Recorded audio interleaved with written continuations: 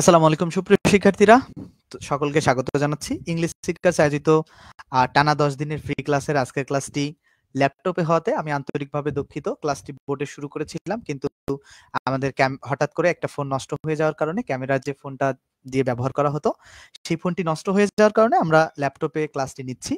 So ল্যাপটপে আমরা বোর্ডে শুরু করেছিলাম, বাট শেষ করতে পারিনি। তো যারাই যুক্ত আছো শেষ পর্যন্ত যুক্ত থাকবে এবং ক্লাসটি করবে। অনেক বেশি ফ্রুটফুল একটা ক্লাস হবে আশা রাখছি। ঠিক আছে? অনেক বেশি ফ্রুটফুল একটা ক্লাস হবে এবং ল্যাপটপে ক্লাসটা ভালো নেওয়ার কারণে আমি আন্তরিকভাবে দুঃখিত।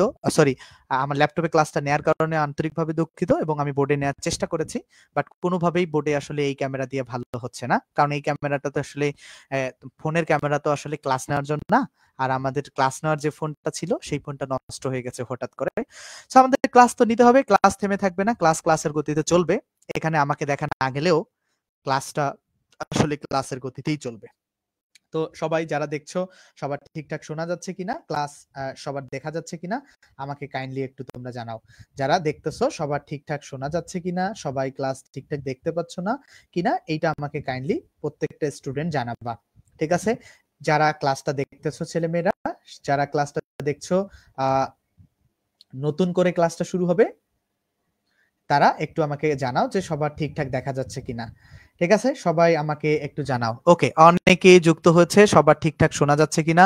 এবং সবাই একটু বন্ধুদেরকে মেনশন করবা পজিটিভ ভার্ব কি। পজিটিভ ভার্ব হচ্ছে যখন সাবজেক্ট নিজে কোনো কাজ না করে অন্যের দ্বারা কোনো কাজ করিয়ে নেয়, তখন যে ভার্বটা ব্যবহার হয় তখন সেই ভার্বটাকে পজিটিভ ভার্ব বলা হয়।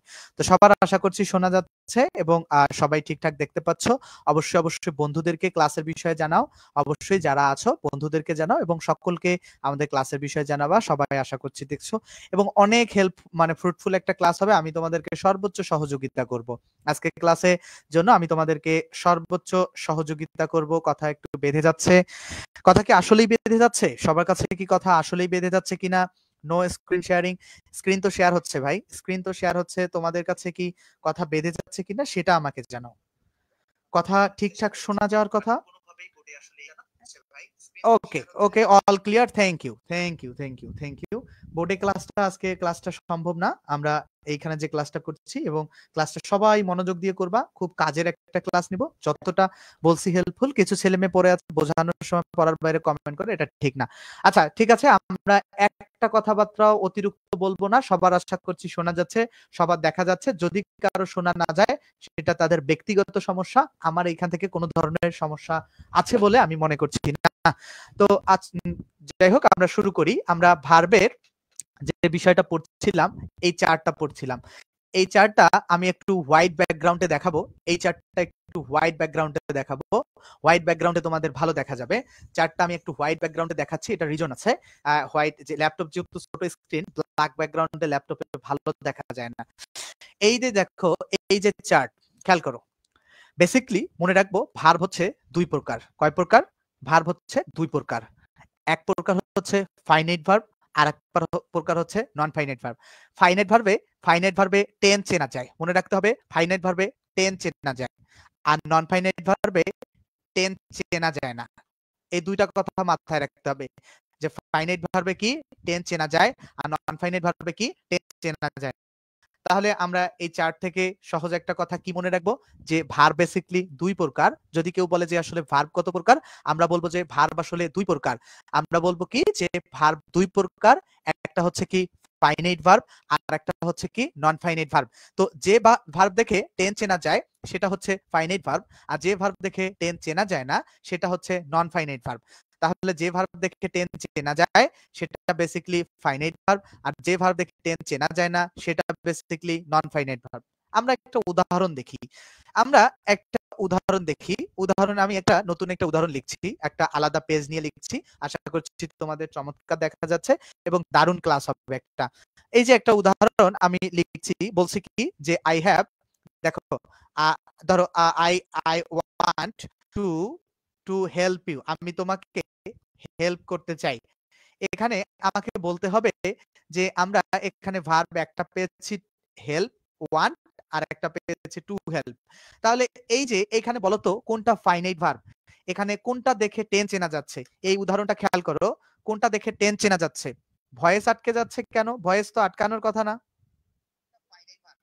একটুও ভয়েস আটকাবে না, যাদের নেটওয়ার্কের সমস্যা নাই বিন্দু মাত্র ভয়েস আটকাবে না। এই দেখো কেন ভয়েস তো আটকানোর কথা না, ঠিক আছে, একটুও ভয়েস আটকাবে না। আচ্ছা সবাইকে একটু বলো তো, দেখো তো যেটা ফাইনাইট ভার্ব, খেয়াল করো যারা ক্লাসটা দেখছো একটু রিঅ্যাক্ট করে দিও। তাহলে এখানে ওয়ান ভার্বটা দেখে আমরা কি চিনতেছি, ওয়ান ভার্বটা দেখে আমরা টেন্স চিনতেছি। যেই ভার্ব দেখে বেসিক্যালি টেন্স চেনা যাবে সেটা হচ্ছে ফাইনাইট ভার্ব। আর যেই ভার্ব, তাহলে এই এই যে টু হেল্প দেখে কি কখনো টেন্স চেনা যায়? আচ্ছা আমরা যখন বলি আই টু হেল্প, কি কোনোদিন কোনো বাক্যে দেখছো তুমি?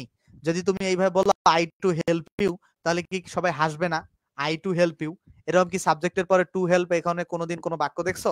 দেখো নাই। তাহলে আমরা এখানে টেন্সটা আসলে আগে ভালো ছিল। এই ব্ল্যাক কালার আসলে আসলেই কথা আটকে যাচ্ছে সবার কাছে, কি বলে?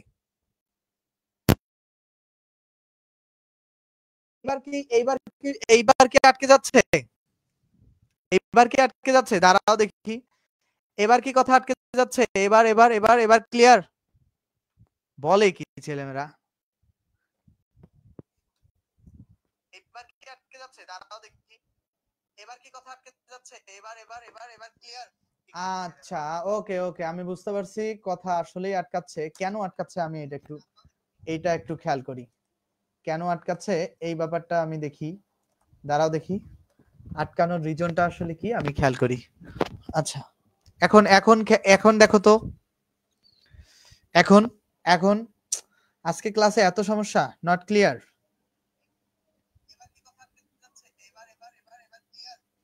আচ্ছা ওকে ওকে, আমি বুঝতে পারছি কথা আসলেই আটকাচ্ছে। কেন আটকাচ্ছে আমি এটা একটু খেয়াল করি, কেন আটকাচ্ছে এই ব্যাপারটা আমি দেখি। দাঁড়াও দেখি, আটকানোর রিজনটা আসলে কি আমি খেয়াল করি। আশা করছি যে ক্লিয়ার হবে। আজকে তো ফোন আসলে ফোন আজকে সম্ভব না, এখন ঠিক আছে, থ্যাংক ইউ। তাহলে আমরা আগের আগের পৃষ্ঠায় যাব। তাহলে আমরা এখানে খেয়াল করি I want to help you এর মধ্যে ওয়ানটা হচ্ছে ফাইনাইট আর টু হেল্পটা হচ্ছে নন ফাইনাইট, কারণ টু হেল্প দেখে আমরা আগের পৃষ্ঠেই যাব। তাহলে এখানে বলছে দুইটা কথা মনে রাখতে হবে, ভার্ব বেসিক্যালি দুই প্রকার, একটা হচ্ছে ফাইনাইট ভার্ব, এটা হচ্ছে নন ফাইনাইট ভার্ব। ফাইনাইট ভার্বটা আমরা কিভাবে চিনি, একটা উদাহরণ দিয়েছিলাম যে I want to help you, I want to help you, I want to help you এ এই যে দেখো এই ওয়ান ভার্বটা হচ্ছে দেখে টেন্স চিনতে পারি, এটা ফাইনাইট। আর টু হেল্প দেখে আমরা টেন্স চিনতে পারি না, এটা হচ্ছে নন ফাইনাইট। এই পর্যন্ত সবাইকে বুঝতে পারছো ছেলেমেয়েরা? ভাই ফোন দিয়ে প্লিজ, কিছু স্টুডেন্ট আপনাকে আটকে আটকে দিবে, যতই ভালো করেন ক্লিয়ার ব্রাদার। আচ্ছা সৌরভ ভাইকে অনেক বেশি ধন্যবাদ, অনেক বেশি ধন্যবাদ, থ্যাংক ইউ। ওকে আজকে ক্লিয়ার আছে, ওকে আমি ক্লাসটা নিব, ক্লাস ভালো শোনা যাবে, ক্লাস শোনা যাবে। ওকে তাহলে আমরা দুইটা বিষয় খেয়াল করব যে ফাইনাইট ভার্ব হচ্ছে দুই প্রকার, একটা সরি ভার্ব হচ্ছে দুই প্রকার, একটা ফাইনাইট ভার্ব একটা নন ফাইনাইট ভার্ব। ফাইনাইট ভার্ব হচ্ছে যে ভার্ব দেখে টেন্স চেনা যায় সেটা ফাইনাইট, আর যে ভার্ব দেখে টেন্স চেনা যায় না সেটা নন ফাইনাইট। এরপরে আমরা যে বিষয়টা আসব, এরপরে খেয়াল করো, এরপরে যে বিষয়টা আসবো, দেখো এরপরে যে বিষয়টায় আসবো খেয়াল করো, ফাইনাইট ভার্ব দুই প্রকার, একটা হচ্ছে প্রিন্সিপাল ভার্ব, একটা হচ্ছে অক্সিলারি ভার্ব। এটা আমি একটু লিখে বোঝাই। খেয়াল করো ফাইনাইট ভার্ব যে দুই প্রকার সেটা কিভাবে, একটা প্রিন্সিপাল ভার্ব, এটা হচ্ছে অক্সিলারি ভার্ব। আমরা চলো একটু এটা একটু লিখে পড়াই। ধরো আমি বলছি যে আই হ্যাভ, খেয়াল করো আমি বলছি যে I have gone, I have gone. এখানে খেয়াল করো এই যে আমি যখন বলতেছি আই হ্যাভ গন, এখানে খেয়াল করো এই যে হ্যাভ এটা হচ্ছে অক্সিলারি ভার্ব, অক্সিলারি, আর এই যে গন এটা হচ্ছে প্রিন্সিপাল। তাহলে মনে রাখতে হবে যে এই যে দেখো এই হ্যাভটা হচ্ছে অক্সিলারি আর গনটা হচ্ছে প্রিন্সিপাল। আপাতত এতটুকু মনে রাখো, বিস্তারিত আলোচনা আমি করছি। তাহলে ফাইনাইট ভার্ব দুই প্রকার, এটা হচ্ছে প্রিন্সিপাল, এটা হচ্ছে অক্সিলারি। আপাতত এতটুকু মনে রাখো। তাহলে হ্যাভটা হচ্ছে কি, হ্যাভটা হচ্ছে অক্সিলারি আর গনটা হচ্ছে প্রিন্সিপাল। আর এরপরে যে খেয়াল করো প্রিন্সিপাল ভার্বের অনেক প্রকারভেদ আছে, ট্রানজিটিভ ইনট্রানজিটিভ, এটা অন্যদিন আচ্ছা এটাও আলোচনা করতে হবে, আমাদের মূল আলোচনা আসলে এখানেই। তাহলে এরপরে আসো ট্রানজিটিভ ভার্বটা আসলে কি। মনে রাখবা যে ভার্বের অবজেক্ট থাকে সেটাই বেসিক্যালি কি ট্রানজিটিভ ভার্ব। মনে রাখবা যে ভার্বের কি অবজেক্ট থাকে সেটাই বেসিক্যালি আচ্ছা, কোর্সের দাম বৃদ্ধিটা ১ সপ্তাহ বাড়ান, এটা আমি বিবেচনা করে ভাবনা চিন্তা করব। তারপরে যারা বেসিক টু মাস্টারের কোর্স কিনবা, আমি ভাবনা চিন্তা করি। তারপরে আগামীকাল পর্যন্ত আমি আপাতত সিদ্ধান্ত জানাতে পারছি না। আগামীকাল পর্যন্ত যদি বাড়ানো যায় আমি সিদ্ধান্ত নিব। ঠিক আছে? ১ সপ্তাহ কি বাড়াবো কিনা এটা সিওর না। দেখি, আমি আগে চিন্তা ভাবনা করি। আপাতত তোমরা ডেডলাইন অনুযায়ী ভর্তি হওয়ার চেষ্টা করো। তারপরে দেখা যাক। ঠিক আছে? দিন শেষে তো সবকিছু শিক্ষার্থীদের জন্যই। আচ্ছা, তাহলে প্রিন্সিপাল ভার্বের প্রকার হচ্ছে একটা ট্রানজিটিভ, একটা ইনট্রানজিটিভ। ট্রানজিটিভ ভার্বটা কি? যে ভার্বকে কি আর কাকে দ্বারা প্রশ্ন করে উত্তর পাওয়া যায় সেটা হচ্ছে ট্রানজিটিভ। আর যে ভার্বকে কি আর কাকে দ্বারা প্রশ্ন করে উত্তর পাওয়া যায় না সেটা হচ্ছে ইনট্রানজিটিভ। উত্তর পাওয়া গেলে হচ্ছে কি? পাওয়া গেলে হচ্ছে ট্রানজিটিভ, আর পাওয়া না গেলে হচ্ছে ইনট্রানজিটিভ। পাওয়া গেলে হচ্ছে কি? ট্রানজিটিভ, আর পাওয়া না গেলে হচ্ছে ইনট্রানজিটিভ। তাহলে আমরা এখানে দুইটা বিষয় শিখলাম, যে ট্রানজিটিভ আর ইনট্রানজিটিভে দুইটা কমন কনসেপ্ট। যে ভার্বকে কি বা কাকে দ্বারা প্রশ্ন করে উত্তর পাওয়া যায় সেটা বেসিক্যালি ট্রানজিটিভ ভার্ব, আর যে ভার্বকে কি বা কাকে দ্বারা প্রশ্ন করে উত্তর পাওয়া যায় না সেটা বেসিক্যালি ইনট্রানজিটিভ ভার্ব। তাহলে এই ব্যাপারটা কি ক্লিয়ার? আমি একটা উদাহরণে যাব, তোমরা এতটুকু বুঝেছো কিনা, সবাই লিখেছো কিনা। তোমাকে একটা কথা খুব গুরুত্বপূর্ণ প্রত্যেকটা স্টুডেন্টকে বলি, আমার ক্লাসের সময় যদি তোমরা আমাকে উদ্ভট ভুলভাল কমেন্ট করে অন্যদিকে সুইচ করো, তাহলে আমি তোমাদেরকে কখনো ভালো ক্লাস নিতে পারবো না। কারণ স্টুডেন্টের কমেন্টের দিকে মনোযোগ দিতে গেলে ভালো ক্লাস নেওয়া আসলে কখনো সম্ভব হয় না, কোনোভাবেই সম্ভব হয় না। বুঝতে পারছো? তো সেক্ষেত্রে তোমরা দয়া করে ক্লাসের সময় এতটুকু বলবা যে ভাইয়া বুঝেছি, ভাইয়া বুঝি নাই, ভাইয়া ক্লিয়ার, এইটা একটু আরেকবার বলেন। এতটুকু কমেন্ট খুব সুন্দর, এবং এতটুকু কমেন্টই আমরা স্টুডেন্টের কাছ থেকে প্রত্যাশা করি। দেখো, এই যে স্মার্ট বোর্ডে ক্লাসটা আয়োজন করতে পারলাম না, তখন আমার আসলে কি মানে মানসিকভাবে নিজেকে অস্থির মনে হয়, যে স্টুডেন্টরা এত মানে অধৈর্য কেন? আমি তো আছি, তোমাদেরকে তো পড়াবো, তোমরা একটু ধৈর্য ধরো না, একটু শেষ পর্যন্ত থাকো না। তুমি যদি টিচারকে অপরচুনিটিস না দাও, আমি তো আসলে তোমাদের মানে ভালো পড়াতে পারবো না। তাহলে আমরা এখানে একটা উদাহরণ খেয়াল করি। এই যে আমরা একটা উদাহরণ এখানে যেটা পড়লাম না, ট্রানজিটিভ ইনট্রানজিটিভ, সহজভাবে আমি একটু বুঝাই দিতেছি। আমি একটা উদাহরণ লিখতেছি যে আই নো ইউ। এখানে খেয়াল করো তো, নো মানে কি বলো তো? নো মানে হচ্ছে জানা। এই জানাটাকে প্রশ্ন করো তো, কি জানি বা কাকে জানি, তাহলে উত্তর কি আসতেছে? তোমাকে জানি। তাহলে উত্তর কি আসতেছে? তোমাকে জানি। তাহলে আমরা যে ব্যাপারটা মনে রাখবো, যে কোনো ভার্বকে কি বা কাকে দ্বারা প্রশ্ন করলে যে উত্তরটা পাওয়া যায় সেটাই বেসিক্যালি ট্রানজিটিভ ভার্ব। কোনো ভার্বকে কি বা কাকে দ্বারা প্রশ্ন করলে যে উত্তরটি পাওয়া যায় সেটা বেসিক্যালি ট্রানজিটিভ ভার্ব। যে কোনো ভার্বকে কি বা কাকে দ্বারা প্রশ্ন করলে যে উত্তরটি পাওয়া যায় সেটা হচ্ছে ট্রানজিটিভ। তাহলে ইউ হচ্ছে কি? ইউটা হচ্ছে অবজেক্ট, কারণ কি বা কাকে দ্বারা প্রশ্ন করে যে উত্তরটা পাওয়া যায়, দেখো সেই উত্তরটা হচ্ছে অবজেক্ট, আর যে ভার্বকে প্রশ্ন করলা সেইটা হচ্ছে ট্রানজিটিভ ভার্ব। ট্রানজিটিভ ভার্ব সহজভাবে মনে রাখবা, যে ভার্বকে কি বা কাকে দ্বারা প্রশ্ন করে উত্তর পাওয়া যায় সেটা ট্রানজিটিভ ভার্ব। তাহলে নো ভার্বটা ট্রানজিটিভ। আমি আরেকটা উদাহরণ লিখতেছি। ধরো একটা উদাহরণ লিখতেছি যে রিভার রিভার ফ্লোস। দেখো আরেকটা উদাহরণ লিখতেছি যে রিভার ফ্লোস, যে নদী প্রবাহিত হয়। এই যে দেখো, রিভারটা হচ্ছে এই বাক্যের সাবজেক্ট। এখন নদী প্রবাহিত হয়, এখন কি প্রবাহিত হয়? এই অবজেক্টের জায়গায় দেখো কি, কাকে প্রবাহিত হয়? কোনো উত্তর আসতেছে না। ঠিক আছে? মানে কাকে উদ্দেশ্য করে বলতেছে এরকম কিছু না। যখন সাবজেক্ট দেখো কি প্রবাহিত হয়, মানে এটা কাকে উদ্দেশ্য করে? সাবজেক্টটা কি কাউকে উদ্দেশ্য করে বলতেছে? না, বলতেছে না।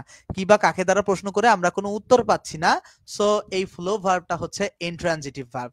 তাহলে আমরা এখান থেকে কি কি শিখলাম আমরা একটু সাম আপ করি।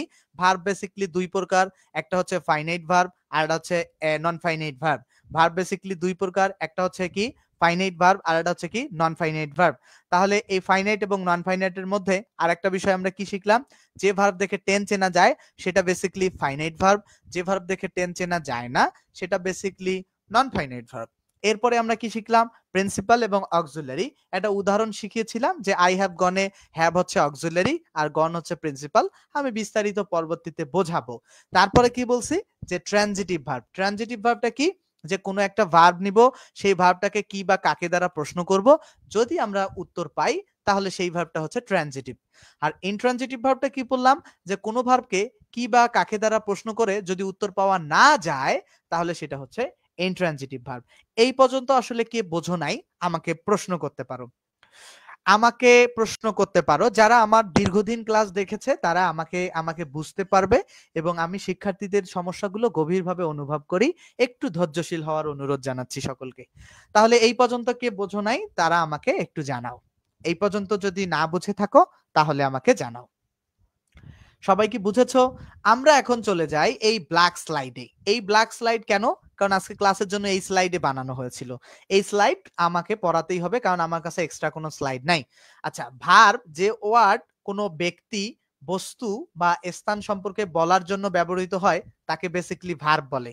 মানে যে শব্দ দ্বারা করা, হওয়া, খাওয়া, মানে মূল কথা হচ্ছে যে শব্দ দ্বারা কাজ করা বোঝায় তাহলে সেটা ভার্ব হয়। এখানে একটা বিষয়, এই কথাটা খুব বাচ্চাদের, তারপরেও কেন আমি শেখাচ্ছি, এটার পেছনে রিজন আছে।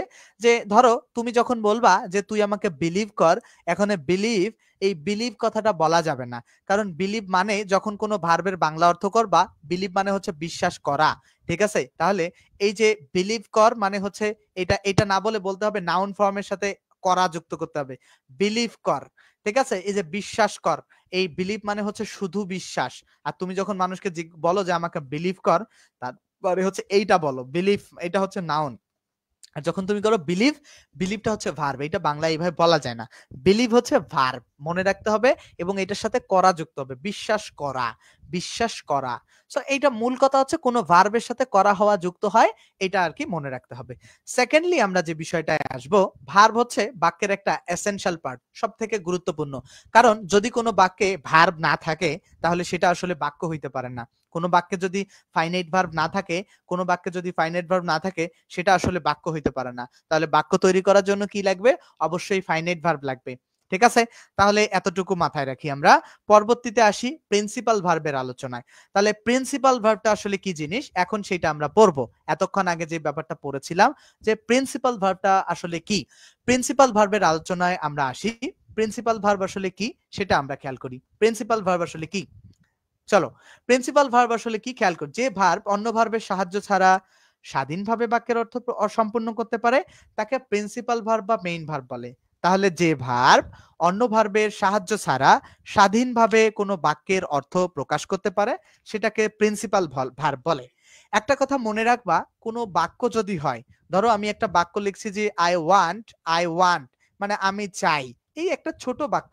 বা আমি যদি বলি যে ডু ইট, এখানে আমি যদি বলি যে হচ্ছে ডু ইট, একেবারে প্রিসাইজ বাক্য, একেবারে ছোট বাক্য। আমি যদি ডু ইট বলি তার মানে হচ্ছে এখানে একটা মাত্র ভার্ব আছে, এবং এই ভার্বটা অবশ্যই প্রিন্সিপাল ভার্ব। তাহলে এখান থেকে কি কথা মাথায় রাখতে হবে, যে যে বাক্যে মানে যে বাক্য নিজে আসলে স্বাধীনভাবে অর্থ প্রকাশ করতে পারে সেটাই প্রিন্সিপাল। আর কোন বাক্যে যদি একটা মাত্র ভার্ব থাকে সেই ভার্বটাকে বেসিক্যালি প্রিন্সিপাল ভার্ব বলা হয়। তাহলে ব্যাপারটা কি আসতেছে, কোন বাক্যে যদি একটা মাত্র ভার্ব থাকে সেটা প্রিন্সিপাল। আই ওয়ান্ট এ, ওয়ানটা হচ্ছে প্রিন্সিপাল। এখানে বলছে I am in the class 12, এখানে এমটা হচ্ছে principal. I did the work এ, ডিডটা হচ্ছে প্রিন্সিপাল।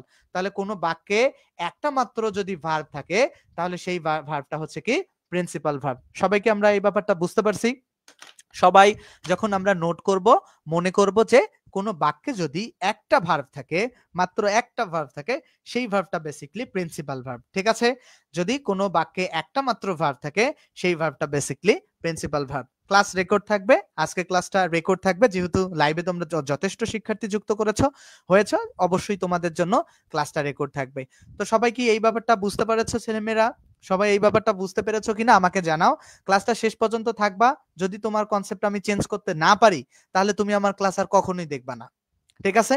যদি এই ক্লাসটা শেষ পর্যন্ত থেকে যদি তোমার নতুন কিছু তুমি না শিখো, বা ক্লাসে মানে শেখানোর ধরনটা যদি তোমার কাছে নতুন কিছু না মনে হয়, তুমি আর কখনোই আমার ক্লাস দেখবা না। কোনো সময় নষ্ট করার প্রয়োজন নাই। মানুষের কথা কেন শুনবা? ও আমার যারা স্টুডেন্ট যারা বুঝবে আমার ক্লাস তারাই করবে। তাহলে আমরা কি পড়লাম, যে একটা মাত্র ভার্ব থাকলে সেটা প্রিন্সিপাল ভার্ব। আচ্ছা মনে রাখবা, এই যে এটাই বলছি যে প্রথমত একটা ভার্ব থাকলে সেটা অবশ্যই মেইন ভার্ব বা প্রিন্সিপাল ভার্ব হয়। সেকেন্ডলি হচ্ছে মেইন বা প্রিন্সিপাল ভার্ব ছাড়া কোনো সেন্টেন্স গঠন হইতে পারে না। তাহলে আমাদেরকে কি মনে রাখতে হবে, যদি কোনো বাক্যে প্রিন্সিপাল ভার্ব বা মেইন ভার্ব না থাকে তাহলে সেটা সেন্টেন্স তৈরি হইতে পারে না। ব্যাপারটা কি রকম, ধরো তুমি বলছো যে আই হ্যাভ দেখো আই হ্যাভ এ পেন। যে ধরো আই হ্যাভ এ পেন যখন তুমি বলছো, এখন আই হ্যাভ এ পেনে এখানে যদি তুমি হ্যাভ ভার্বটা না দাও, আই এ পেন কোনোদিন একটা বাক্য হয়? তুমি তো মেইন ভার্বটাকে উঠাই দিলা। দেখো খেয়াল করো, তুমি মেইন ভার্বটাকে উঠাই দিলে তো সেটা বাক্য হবে না। তাহলে আমাদের মূল কথা হচ্ছে বাক্যে একটা মাত্র ভার্ব থাকলে সেটা প্রিন্সিপাল ভার্ব, এবং ওই প্রিন্সিপাল ভার্ব বা মেইন ভার্ব ছাড়া কখনো বাক্য হবে না। এবং যেটাই মেইন ভার্ব সেটাই প্রিন্সিপাল ভার্ব, যেটাই মেইন ভার্ব সেটাই প্রিন্সিপাল। আমরা দ্বিতীয় আরেকটা কথা এখানে লিখেছি যে যে বাক্যে এস বাই এস যুক্ত হয় সেটাই বেসিক্যালি প্রিন্সিপাল ভার্ব। কেন? আমি যখন সাবজেক্ট যখন থার্ড পারসন সিঙ্গুলার নাম্বার বসাই, এটা তখন ভার্বের সাথে এস বা ইএস যুক্ত করি। যখন গো ভার্বের সাথে ইএস যুক্ত করি, হি গোস। কেন ইএসটা যুক্ত হয়? কারণ এই যে সাবজেক্টটা থার্ড পারসন সিঙ্গুলার, তো কোন ভার্বের সাথে আমি, দেখো তো এখানে কোন ভার্বের সাথে আমি ইএসটা যুক্ত করলাম? যে ভার্বটার সাথে যুক্ত করছি সেই ভার্বটাই বেসিক্যালি প্রিন্সিপাল ভার্ব। তাহলে এখানে আরো একটা বিষয় মনে রাখার মতো, যে ভার্বের সাথে আমরা এস বা ইএস যুক্ত করি সেটাই বেসিক্যালি প্রিন্সিপাল ভার্ব। এটাও একটা টেকনিক প্রিন্সিপাল ভার্ব চেনার। এখন কথা হচ্ছে এত ছোট্ট একটা বিষয় কেন এত কিছু পড়াচ্ছেন? পড়াচ্ছি তুমি পরে বুঝতে পারবা। যখন তুমি সাগর সমান শিখবা কোনো জিনিস, তখন তুমি অ্যাটলিস্ট পুকুর সমান তো ডেলিভার করতে পারবা। একটা ছোট তুমি ধরো 10 লাইন পড়ছো, তখন তো তুমি 7 লাইন তো মনে রাখতে পারবা। এখন তুমি পড়োই যদি 5 লাইন, তুমি মনে তো রাখতে পারবা 1 লাইন। আর তুমি যদি একটাই নিয়ম শিখো, তাহলে তো তুমি প্রশ্ন সলভ করতে গিয়ে ওই নিয়মটা যদি ভুলে যাও, পরীক্ষার হলে তো গোল্লা ছাড়া তোমার কোনো উপায় নাই রে ভাই। সো এই কারণে আমি অনেকভাবে একটা প্রশ্নকে সলভ করা শেখাই। এটা আমার একটা বিশেষ বৈশিষ্ট্য হতে পারে যে আমি একটা প্রশ্নকে অনেক দৃষ্টিকোণ থেকে একজন শিক্ষার্থীকে সলভ করা শেখাই। এটার পেছনে যে কারণটা আছে, একটা প্রশ্ন একজন শিক্ষার্থী যদি অনেকভাবে সলভ করতে পারে, পরীক্ষার হলে বা কোথাও যদি সে কোনো একটাটায় ভুলেও যায়, সে কিন্তু উত্তরটা করে আসতে পারে। বুঝতে পারছো? সো এই কারণে এগুলো ডিটেইলসে পড়াই আমি। তারপরে দেখো শুধুমাত্র প্রিন্সিপাল ভার্বের শেষের সাথেই এস বা ইয়ের যুক্ত হয়। অনেকে অনেক কথা বলবে ডিটেইলসে পড়া ভালো না, তোমার তো একটা চাকরি প্রয়োজন। ভাই তুমি শর্টকাট পড়ো না, শর্টকাট পড়ো, বাস খাও, তারপরে আবার তুমি ডিটেইলসে শিখতে আসবা। তুমি তোমার স্কুলের একজন শিক্ষককে বলবা যে স্যার শর্টকাট পড়া ভালো নাকি ডিটেইলস পড়া ভালো? ওই স্যার যদি তোমাকে বলে শর্টকাট পড়া ভালো, তুমি শর্টকাট পড়বা। কারণ তোমার স্কুলের শিক্ষকরা আসলেই মহান শিক্ষক। আর যারা এই যে জব মার্কেটে যারা আছে না, সবাই মনে করো আমরা চাপাবাজ, ঠিক আছে? আমরা সবাই আসলে স্টুডেন্ট পাওয়ার জন্য নানান ধরনের গলাবাজি করি এবং অনেক মিথ্যা কথার সমাহার তোমাদের মাঝে উপস্থিত করি। আচ্ছা খেয়াল করো, শুধুমাত্র প্রিন্সিপাল ভার্ব এর সাথে এস বাই এস যুক্ত হয়, যেমন হি গোস টু মস্কিউ। এই যে দেখো গো ভার্বের সাথে এস বাই এস যুক্ত হয়েছে, তাহলে এটা একটা তোমার প্রিন্সিপাল ভার্ব। এরপরে তৃতীয়ত হচ্ছে অক্সিলারি ভার্বের পরবর্তী ভার্বটি প্রিন্সিপাল হয়। দেখো এই যে উই হচ্ছে সাবজেক্ট, শুড হচ্ছে একটা মডাল অক্সিলারি, অক্সিলারি অবশ্যই। তারপরের যে ভার্বটা হবে এটা হচ্ছে মেইন ভার্ব হয়। তো মনে রাখতে হবে যে অক্সিলারি ভার্বের পরের ভার্বটা মেইন ভার্ব হয়, অক্সিলারি ভার্বের পরের ভার্বটা আসলে মেইন ভার্ব হয়। সবাই কি এই পর্যন্ত বুঝছো? সবার কাছে কি কনসেপ্ট ওকে? এই ক্লাসটা 1.5 ঘন্টা ব্যাপী হবে, মানে যেহেতু 10:30টার সময় হয়েছে, আমরা সর্বোচ্চ চেষ্টা করব 12টা পর্যন্ত নেয়ার অ্যাটলিস্ট, ঠিক আছে? সর্বোচ্চ চেষ্টা করব আমরা 12টা পর্যন্ত ক্লাসটা নেয়ার।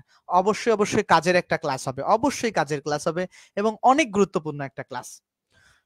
অলরেডি বাস খেয়েছিলাম, ইঞ্জিনিয়ার রাকিব ভাই একটা চমৎকার কমেন্ট করছে যে আব্দুল্লাহ রাকিব ভাই যে শর্টকাট করে অলরেডি বাস খেয়েছিলাম। শর্টকাট আসলে শুনতেই ভাল লাগে। ওই যে আমি আসলে এটা তো একটা শর্টকাট ভিডিও বানাতে পারতাম যে দেখো 1 সেকেন্ডে আসলে প্রিন্সিপাল ভার্ব এবং অক্সিলারি ভার্ব এটা পড়াই দিতাম, কিন্তু এটা কোথা থেকে উৎপত্তি আমরা যদি এটা বুঝে শিখে আসি সেক্ষেত্রে আমাদের জন্য ভালো হয়। আমরা তাহলে পরবর্তীতে 4 নাম্বার প্রশ্নটা যদি আমরা সলভ করতে যাই, 4 নাম্বার প্রশ্নে আমরা যদি 4 নাম্বার প্রশ্নটা সলভ করি, বলছে কি ভাইয়ারা খেয়াল করো, 4 নাম্বার প্রশ্নে আমাদেরকে এখানে কি বলা হয়েছে যে আই ডিড দ্য ওয়ার্ক। এই আই ডিড দ্য ওয়ার্ক এখানে বলো আই ডিড দ্য ওয়ার্কে ডিডটা আসলে কোন ভার্ব? দেখো কোনো বাক্যে একটা মাত্র ভার্ব যদি থাকে, কোনো বাক্যে কি একটা ভার্ব যদি থাকে, সেই ভার্বটা অবশ্যই প্রিন্সিপাল ভার্ব হবে। কারণ বাক্যে যদি প্রিন্সিপাল ভার্ব না থাকে সেটা আসলে বাক্য হতে পারে না। তাহলে আমরা কি শিখলাম? কোন বাক্যে যদি একটা মাত্র ভার্ব থাকে সেটা অবশ্যই প্রিন্সিপাল ভার্ব হবে, এবং যদি কোনো বাক্যে প্রিন্সিপাল ভার্ব না থাকে সেটা আসলে কোনো বাক্য হতেই পারে না, কারণ বাক্যই হবে না তখন, সেটার বাক্যর কোনো বৈশিষ্ট্যই বজায় রাখে না। তাহলে আমাদের কথাটা কি ক্লিয়ার সবার কাছে? যে কোনো বাক্যে যদি প্রিন্সিপাল ভার্ব না থাকে সেই বাক্যে তোমার কি হবে না, সেটা বাক্যই হবে না। এবং সেই প্রিন্সিপাল ভার্ব মানে কোনো বাক্যে একটা মাত্র ভার্ব থাকলে সেটা প্রিন্সিপাল ভার্ব হবে, কোনো বাক্যে একটা মাত্র ভার্ব থাকলে সেটা প্রিন্সিপাল ভার্ব হবে। তাহলে কি সবাই বুঝতে পেরেছো ছেলেমেয়েরা? সবাই কি এটা বুঝতে পেরেছো? সবার কাছে ক্লিয়ার না? ওকে আশা করছি। তাহলে এখানে কারেক্ট উত্তর হচ্ছে প্রিন্সিপাল ভার্ব। আমরা 4 নাম্বারটা বুঝে গিয়েছি সবাই। No sentence can be formed মানে কোন সেন্টেন্স, ক্যান মানে হচ্ছে পারে, বি ফর্ম মানে হচ্ছে গঠিত, যে কোন সেন্টেন্স গঠিত হতে পারে না, উইদাউট মানে হচ্ছে ছাড়া বা ব্যতীত, যে কি ছাড়া বা কি ব্যতীত। দেখো কোন সেন্টেন্স আসলে প্রিন্সিপাল ভার্ব ছাড়া গঠিত হতে পারে না, কারণ একটা বাক্য হওয়ার জন্য অবশ্যই প্রিন্সিপাল ভার্ব লাগবে। এই ব্যাপারটা যদি এখন ভালোভাবে বুঝো, আমরা আমি প্রতিদিনই ক্লাস নেই, প্রতিদিনই ইংলিশ সিকার্স পেজে ক্লাস হয়, প্রত্যেক দিনেই ক্লাস হয় এবং প্রত্যেক দিনই রাত 10টার সময় ক্লাস হয়, প্রত্যেক দিনেই ক্লাস হয়। এই যে ইংলিশ সিকার্স, এইটা হচ্ছে পেজ আমাদের ইংলিশ সিকার্স রিজভী রহমান পুরোটা, এবং ইউটিউবে আমাদের 90+ ক্লাস আছে। জাস্ট এইরকম গ্রামারের ফ্রুটফুল ক্লাস 90+ ক্লাস আছে, প্রত্যেকটা ক্লাস হেল্পফুল এবং অনেক প্রোডাক্টিভ ক্লাস। ঠিক আছে, ক্লাসগুলো তোমরা চাইলে ইউটিউব থেকে দেখে নিতে পারো, প্রত্যেকটা ক্লাস অনেক বেশি হেল্পফুল ক্লাস, এবং প্রত্যেক দিন রাত 10টার সময় টানা 6 মাস ধরে একই স্টাইলে ক্লাস হচ্ছে, টানা 6 মাস ধরে প্রত্যেক দিন রাত 10টার সময় ক্লাসগুলো হচ্ছে। দেখো বোর্ডে হচ্ছে না, ল্যাপটপে হচ্ছে, আমাদের যাই ত্রুটি থাক না কেন, আল্লাহ তৌফিক দান করলে আমরা ক্লাসগুলো নিতে সমর্থ হচ্ছি। তাহলে আমরা কি এই ব্যাপারটা বুঝতে পারছি ছেলেমেয়েরা? 5 নাম্বার ব্যাপারটা কি সবার কাছে ক্লিয়ার হয়ে গেছে না? তাহলে কোন সেন্টেন্স কিভাবে গঠিত হবে না? প্রিন্সিপাল ভার্ব ছাড়া। এখন আমরা 6 নাম্বার প্রশ্নে আসি, যে 6 নাম্বারে কি বলছে ভাইয়া? 6 নাম্বার প্রশ্ন বলছে আই অ্যাম ইন ক্লাস 12, মানে আমি হচ্ছি ক্লাস 12 এ। এখন খেয়াল করো তো, এই যে অ্যামটা আছে ভাইয়া, এই যে অ্যামটা দেখো তো, আই অ্যাম ইন ক্লাস 12, এই বাক্যে একটা ভার্ব আছে না? তো যে বাক্যে একটা মাত্র ভার্ব হবে সেটা অবশ্যই প্রিন্সিপাল ভার্ব হবে। এখানে একটা চমৎকার আলোচনা করতে হবে, আলোচনাটা খুব গুরুত্বপূর্ণ। এখানে একটা মাত্র ভার্ব আছে, কেন বোর্ড দেখা যাবে না? সম্পূর্ণ বোর্ডই দেখা যায়। অধিক মানে সুখ আসলে কারো জীবনে সহ্য হয় না, পুরো বোর্ডই দেখা যায়। ঠিক আছে, তুমি একটু ভালো করে দেখার চেষ্টা করো, একটা ইঞ্চি খারাপ দেখা যাবে না। আমি ল্যাপটপে 6 বছর 5 বছর ধরে ক্লাস নিয়ে আসছি, আমি জানি যে ল্যাপটপের রেজুলেশন মানে 100তে 100, ডিএসএলআর ক্যামেরাও এত সুন্দর রেজুলেশন আসে না। তোমরা সুন্দর করে আমাকে ডিস্টার্ব না করে ক্লাসটা করো, তাহলে ভালো হবে। এই যে দেখো অ্যাম, এই যে অ্যাম, এই অ্যামটা হচ্ছে একটা মাত্র ভার্ব আছে এবং সেটা প্রিন্সিপাল ভার্ব হবে। এখন খেয়াল করো, অ্যাম কখনো প্রিন্সিপাল ভার্ব হয়, কখনো অক্সিলারি ভার্ব হয়, সেই বিষয়টা শিখি আমরা। আমরা দেখো এই ব্যাপারটা শিখি, এক্সট্রা নোটে আমরা যাচ্ছি, একটা এক্সট্রা বিষয় শেখাচ্ছি। আমরা খেয়াল করি, আমি একটু তোমাদেরকে এক্সট্রা নোটটা লিখি। আমি একটা বাক্য বলছি যে আই অ্যাম, দেখো আই অ্যাম গোয়িং, খেয়াল করো, I am going to school, তাহলে আমি স্কুলে যাচ্ছি। খেয়াল করো, এটা একটা বাক্য। আমি 2 নম্বরে আরেকটা বাক্য লিখতেছি, I am a student. Just বাক্য দুইটা জাস্ট একটু খেয়াল করবা, খুবই ইজি এবং খুবই সহজে বোঝা যায়। I am a student, I am a student এবং I am going to school. খেয়াল করো, এই যে এম আর এই যে এম, এই দুইটার মধ্যে এই প্রথম এমটা হচ্ছে অক্সিলারি, আর দ্বিতীয় এমটা হচ্ছে প্রিন্সিপাল। কেন প্রিন্সিপাল, কেন অক্সিলারি? মনে রাখবা, মনে রাখবা, যখন কিছুই অনেক ভালো ভাইয়া, কোনো সমস্যা হচ্ছে না, বোর্ড দেখাও যাচ্ছে, কথাও ক্লিয়ার। থ্যাংক ইউ, অনেক ধন্যবাদ। তোমরা কমেন্ট করতে থাকো, আমি প্রত্যেকের কমেন্ট দেখবো, বাট কমেন্ট গুলো পড়বো না, তোমরা কমেন্ট করো। কমেন্ট পড়লে না আসলে ক্লাসের মনোযোগটাই ডিস্ট্রাকশন হয়ে যায়। এটা বোঝো না কেন তোমরা ভাই? এটা প্রোডাক্টিভ ক্লাস করতে আসছো। দেখো, তাহলে এমটা হচ্ছে কি অক্সিলারি ভার্ব, আর এই এমটা হচ্ছে প্রিন্সিপাল। এটা অনেক কারণে প্রিন্সিপাল। মনে রাখবা, কোনো বাক্যে যখন একটি মাত্র, কোনো বাক্যে একটি মাত্র ভার্ব থাকবে সেটা প্রিন্সিপাল। তাহলে মনে রাখবা, এম যখন, এই বাক্যে এম ছাড়া আর কোনো ভার্ব আছে? নাই, কিন্তু এখানে একটা মাত্রই ভার্ব এম। তো কোনো বাক্যে একটা মাত্র ভার্ব থাকলে সেটা প্রিন্সিপাল, আর যখন এম কোনো বাক্যে একাই থাকবে সেটা প্রিন্সিপাল।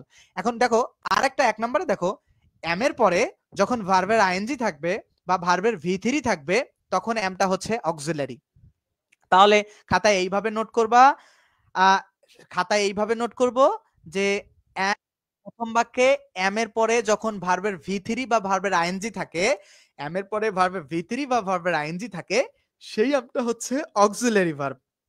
দ্বিতীয় বিষয় যেটা নোট করব, যে এম এর কোন বাক্যে যদি একটা মাত্র এম থাকে, তাহলে সেই এমটা হচ্ছে তোমার প্রিন্সিপাল ভার্ব। এবং যেটা মনে রাখবো আমরা, যে এম এর পরে দেখো, এখানে খেয়াল করো, একটা মাত্র ভার্ব একাই আছে এবং এম এর পরে নাউন বা প্রোনাউন আছে না? দেখো তো, এম এর পরে এখানে নাউন আছে না? আই এম এ স্টুডেন্ট, এটা নাউন ফ্রেজ আছে না?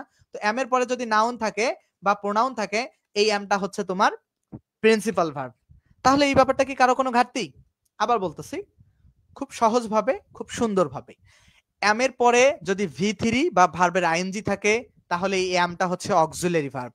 আর এম যদি কোনো বাক্যে একা থাকে, এম প্রিন্সিপাল। এটা একটা সিস্টেম। আবার এম এর পরে নাউন বা প্রোনাউন থাকলে সেই এমটাও প্রিন্সিপাল। আশা করছি সবার কাছে এই ব্যাপারটা ক্লিয়ার? ঠিক আছে, ওকে, আশা করছি এই কনসেপ্টটা ক্লিয়ার। এটা আসলে এক্সট্রা অর্ডিনারি ক্লাস হবে, তোমরা জাস্ট একটু থাকো। আর কোর্সের প্রমোশন এখন করব না, কোর্সে লাস্ট ডেট কালকেই ভর্তি হওয়ার। তোমরা যারা বেসিক টু অ্যাডভান্স শূন্য থেকে শিখতে চাও তোমরা চাইলে নিতে পারো। এখানে উড বানানটা ভুল আছে, we would obey the law. এই যে খেয়াল করো, উই হচ্ছে একটা সাবজেক্ট, ঠিক আছে, আর এই যে উড আছে ভাইয়া, উড হচ্ছে একটা মডাল অক্সিলারি ভার্ব। এখন কেন মডাল অক্সিলারি ভার্ব, আমি এখন মডাল অক্সিলারির এই চার্টটা দেখাই। এই চার্টটা আসো, আবার আমরা এই চার্টে ফিরে গেলাম। এই চার্টটায় কেন ফিরে গেলাম সেটার ব্যাখ্যা আমি দিতেছি। এই চার্টটা একটু খেয়াল করো, এই চার্টটা ছেলেমেয়েরা, এই চার্টটা আমরা চমৎকার ভাবে দেখার চেষ্টা করব। এই চার্টে খেয়াল করো, এই চার্টে খেয়াল করো, আমরা ভার্ব দুই প্রকার পড়ছি, একটা ফাইনাইট একটা নন ফাইনাইট। তারপরে কি ফাইনাইট ভার্ব দুই প্রকার, একটা প্রিন্সিপাল একটা অক্সিলারি। এখন আসবো আমরা অক্সিলারি ভার্ব দুই প্রকার, একটা হচ্ছে মডাল অক্সিলারি, একটা হচ্ছে প্রাইমারি অক্সিলারি। এই যে can, could, shall, should, will, would, may, might, এগুলো প্রত্যেকটা হচ্ছে কি মডাল অক্সিলারি। এটার বিস্তারিত আলোচনা আছে, আমি করব ভবিষ্যতে কোনো একদিন। এগুলো এগুলো প্রত্যেকটাই মডাল অক্সিলারি, এবং এই প্রত্যেকটা মডাল অক্সিলারি পরে ভার্বে বেস ফর্ম আসে। আমি যদি আবার সহজভাবে আলোচনা করি, আলোচনাটা কি রকম, ভার্ব বেসিক্যালি দুই প্রকার, একটা হচ্ছে ফাইনাইট ভার্ব, একটা হচ্ছে non finite verb. Finite verb basically দুই প্রকার, একটা হচ্ছে প্রিন্সিপাল ভার্ব আর হচ্ছে অক্সিলারি ভার্ব। অক্সিলারি ভার্বের আবার দুইটা প্রকার হয়, একটা হচ্ছে মডাল অক্সিলারি, একটা হচ্ছে প্রাইমারি অক্সিলারি। মডাল অক্সিলারির পরে কি বসে, ভার্বের বেস ফর্ম বসে। আর এগুলো প্রত্যেকটা বারবার বারবার পড়ে পড়ে মনে রাখতে হবে যে এগুলো প্রত্যেকটাই মডাল অক্সিলারি। এখানে কিছু আলাপ আছে, এক্সট্রা আলাপ, আমি এগুলো এখন করব না, আমি আগে যে বিষয়টা পড়াচ্ছি সেখানে যাই। আচ্ছা, এখানে বলছে কি, এই যে দেখো উড আছে, তাহলে উড একটা মডাল অক্সিলারি। আর অবেটা কি, দেখো অক্সিলারি ভার্বের পরের ভার্বটা মডাল ভার্ব মানে মেইন ভার্ব হয় বা প্রিন্সিপাল ভার্ব হয়, তাহলে এখানে প্রিন্সিপাল ভার্ব উত্তর হবে। এখন এখানে অনেকেই প্রশ্ন করবে যে প্রিন্সিপাল ভার্ব, কিন্তু ভাই এটা তো ফাইনাইট ভার্ব। অবশ্যই ফাইনাইট ভার্ব, কিন্তু এটার ব্যাখ্যাটা আমি নিচে দিচ্ছি। কারণ এটা ফাইনাইট ভার্ব, কিন্তু অবেটা প্রিন্সিপাল ভার্ব ডেফিনেটলি, অবে এবং ফাইনাইট ভার্ব। কারণ ফাইনাইট ভার্বের প্রকারভেদ ছিল, একটা হচ্ছে প্রিন্সিপাল আর হচ্ছে তোমার কি অক্সিলারি। তো এই দেখো অক্সিলারি আর প্রিন্সিপাল ছিল, তাহলে এই প্রিন্সিপালের তো প্রিন্সিপাল কোথা থেকে আসছে, প্রিন্সিপাল তো ফাইনাইট ভার্ব থেকে আসছে। তো কথা হচ্ছে এটা ফাইনাইট এবং প্রিন্সিপালও, কিন্তু কেন প্রিন্সিপাল দেখালাম বা কেন ফাইনাইট দেখালাম এই ব্যাখ্যাটা আমি তোমাকে নিচে দিচ্ছি। দুইটাই উত্তর, আপাতত জেনে রাখো যে এই দুইটাই উত্তর, বাট নিচে আমরা উত্তর দিচ্ছি, ওয়েট করো জাস্ট। নাম্বার 7 পর্যন্ত কি সবাই বুঝতে পারছো ছেলেমেয়েরা? সবার কাছে কি ক্লিয়ার? আচ্ছা, আমাদের শূন্য থেকে যে গ্রামার শেখার জব কোর্সটা আছে, এই জব কোর্সের আমরা বেসিক ইংলিশ আগে পড়াই, তারপরে ইংলিশের বিখ্যাত বই মাস্টার ইংলিশ বইটা পড়াই। কোর্স ফি আমরা 7 অক্টোবর মানে আগামীকালের পরে 850 টাকা রাখবো। বাট আজকে আগামীকাল 7 তারিখ রাত 11:59 পর্যন্ত আমরা এই কোর্সটা বিক্রি করব মাত্র 510 টাকায়। তোমরা যারা শিক্ষার্থী আছো তোমরা 510 টাকায় এই কোর্সটা কিনতে পারবা, ঠিক আছে, এই কোর্সটা কিনতে পারবা। আর অ্যাডমিশন স্টুডেন্ট যারা আছো তাদের জন্য বেসিক টু অ্যাডমিশন গ্রামার 1020 থাকলো 510 টাকায় কোর্স, তোমরা চাইলে কিনে ফেলতে পারো। এটা জাস্ট বললাম, তোমার মন চাইলে কিনবা, কিন্তু প্রতিদিন রাত 10টার সময় ক্লাসগুলো হবেই। আমরা 8 নাম্বার এমসিকিউটা সলভ করি, দেখি 8 নাম্বার এমসিকিউর প্রশ্নটা সলভ করি। আচ্ছা, এইবার ক্লিয়ার হবে, ওয়েট, এইবার ক্লিয়ার হবে, ওয়েট করো 7 নাম্বারটা ক্লিয়ার হবে, একটু ওয়েট।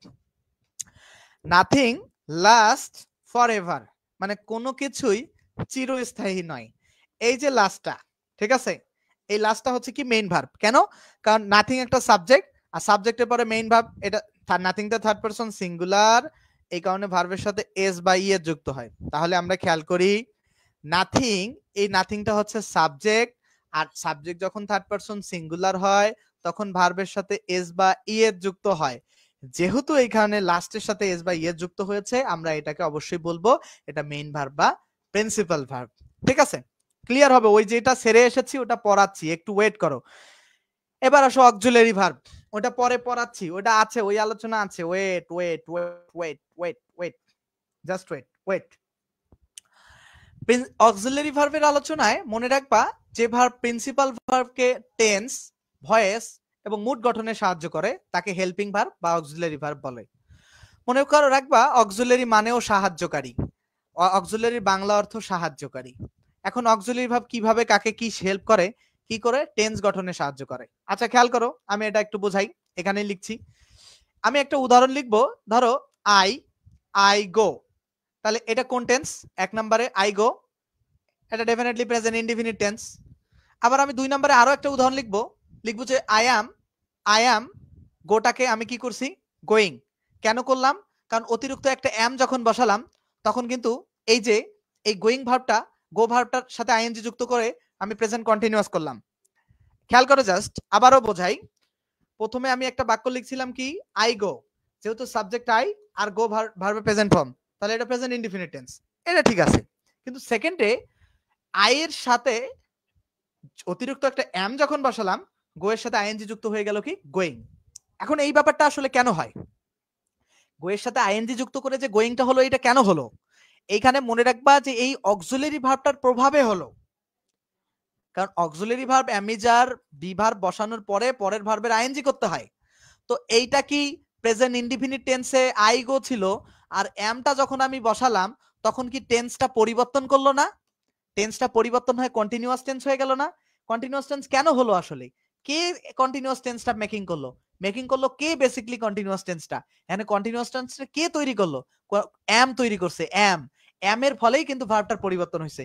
এই কারণেই বলছে যে অক্সিলারি ভার্ব আসলে টেন্সের কি করে, মানে টেন্স গঠনে হেল্প করে। তাহলে এই যে দেখো টেন্স গঠনে কিন্তু হেল্প করছে। তাহলে কি আই অ্যাম গোয়িং হয়ে গেল। তাহলে বুঝতে পারছো? তাহলে অক্সিলারি ভার্ব কি করে, টেন্স গঠনেও হেল্প করে। এর বাইরে একটা আমরা চমৎকার বিষয় শিখি এবার। চমৎকার বিষয়টা কি, আমরা ভয়েস করি না? আমরা সবাই ভয়েস করি, ভয়েস আই ইট রাইস, খুব সহজ ভয়েসটা করি। তো এটা কোন টেন্সে আছে ভাই? এটা কোন টেন্সে আছে? আই ইট রাইসটা প্রেজেন্ট ইনডিফিনিট টেন্সে আছে। এটার ভয়েসটা কি হয়? বলে যে rice is eaten by me. খেয়াল করো, rice is eaten by me. I eat রাইসের ভয়েসটা করার পরে আসতেছে কি, rice is eaten by me. আচ্ছা খেয়াল করো, ভয়েস কিন্তু টেন্স কিন্তু ঠিকই আছে, কিন্তু যখন অ্যাক্টিভ ভয়েসটাকে আমি প্যাসিভ করলাম, অতিরিক্ত আমি ইজ নিয়ে আসলাম না, আবার ইট ভার্বটার ভি3 করে দিলাম না, তাহলে এই যে কথা, ইজটা একটা অক্সিলারি কিনা? কারণ ইজের প্রভাবে ইট ভার্বের ভি3 হয়েছে এবং আমি ইজটা নিয়ে এসে আসলে প্যাসিভ করেছি। তাহলে যে ব্যাপারটা মনে রাখতে হবে, যে অক্সিলারি ভার্ব অবশ্যই ভয়েস গঠনেও হেল্প করে। তাহলে অক্সিলারি ভার্ব নিয়ে আর কোনো সমস্যায় তোমরা পড়বা বলে তোমাদের মনে হচ্ছে? অক্সিলারি ভার্ব মানে অক্সিলারি ভার্বের মূল কনসেপ্টটা কি তোমরা উপলব্ধি করতে পেরেছো? তাহলে আমরা আশা করছি যে অক্সিলারি ভার্বের মূল কনসেপ্টটা তোমরা বুঝতে পারছো। তাহলে যে ভার্বটা আসলে মেইন ভার্বকে প্রভাবিত করে, মানে মেইন ভার্বকে হেল্প করে, সেটাই বেসিক্যালি অক্সিলারি ভার্ব। ঠিক আছে? আচ্ছা এইখানে খেয়াল করো, এখানে কয়েকটা উদাহরণ আছে যে he has gone to school. এই যে দেখো হি সাবজেক্ট, এরপরে আছে কি হ্যাজ। এই যে হি সাবজেক্ট, এরপরে আছে হ্যাজ, আর হ্যাজ এর পরে কি আছে ভাই, ভি3। হ্যাজ এর পরে কি আছে, ভি3। তাহলে সাবজেক্ট হ্যাজ, তারপরে যখন ভি3 থাকবে, মনে করো দেখো সাবজেক্ট হ্যাজ প্লাস ভি3 যখন থাকবে, সাবজেক্ট হ্যাজ এবং ভি3, তাহলে এই যে দেখো তো, আমি এই বাক্যটা অন্যভাবে লিখলে বোঝাবো। এই যে হ্যাজটা কি, আমি যদি এই বাক্যটা ইনডিফিনিটে করি তাহলে কি হচ্ছে, হি গোস টু স্কুল। এটা হয় না? এটা যদি আমি ইনডিফিনিটে করি এইটা হয়তো, এটা যখন প্রেজেন্ট পারফেক্টে করছে তখন হি এর পরে অতিরিক্ত একটা হ্যাজ নিয়ে আসছি, রাইট? আর হ্যাজ নিয়ে আসার পরে গোস ভার্বটার ভি3 করে গন দিছি, তখন হয়ে গেছে প্রেজেন্ট পারফেক্ট। এই যে প্রেজেন্ট ইনডিফিনিট টেন্সটা প্রেজেন্ট পারফেক্টে কিভাবে তৈরি হলো, এই হ্যাজ অক্সিলারি ভার্বটার প্রভাবে। এই হ্যাজ অক্সিলারি ভার্বটাই আসলে, এই হ্যাজ যে অক্সিলারি ভার্বটা, এই অক্সিলারি ভার্বটা আসলে টেন্সের পরিবর্তন তৈরি করছে। ঠিক আছে? অক্সিলারি ভার্বটা কি করছে, টেন্সের পরিবর্তন করছে, টেন্সের পরিবর্তন। তাহলে অক্সিলারি ভার্ব একটা টেন্সের পরিবর্তন করে, আশা করছি বুঝতে পারছো। আর ভয়েসের নিয়মটা বুঝাইছি ভাই, সবকিছুই বুঝাইছি, আশা করছি তোমাদের কাছে এই concept clear. Auxiliary verb basically main ভার্বকে হেল্প করে, এটা আসলে মাথায় রাখতে হবে। ইংরেজিতে অক্সিলারি ভার্বের সংখ্যা মোট 12টি।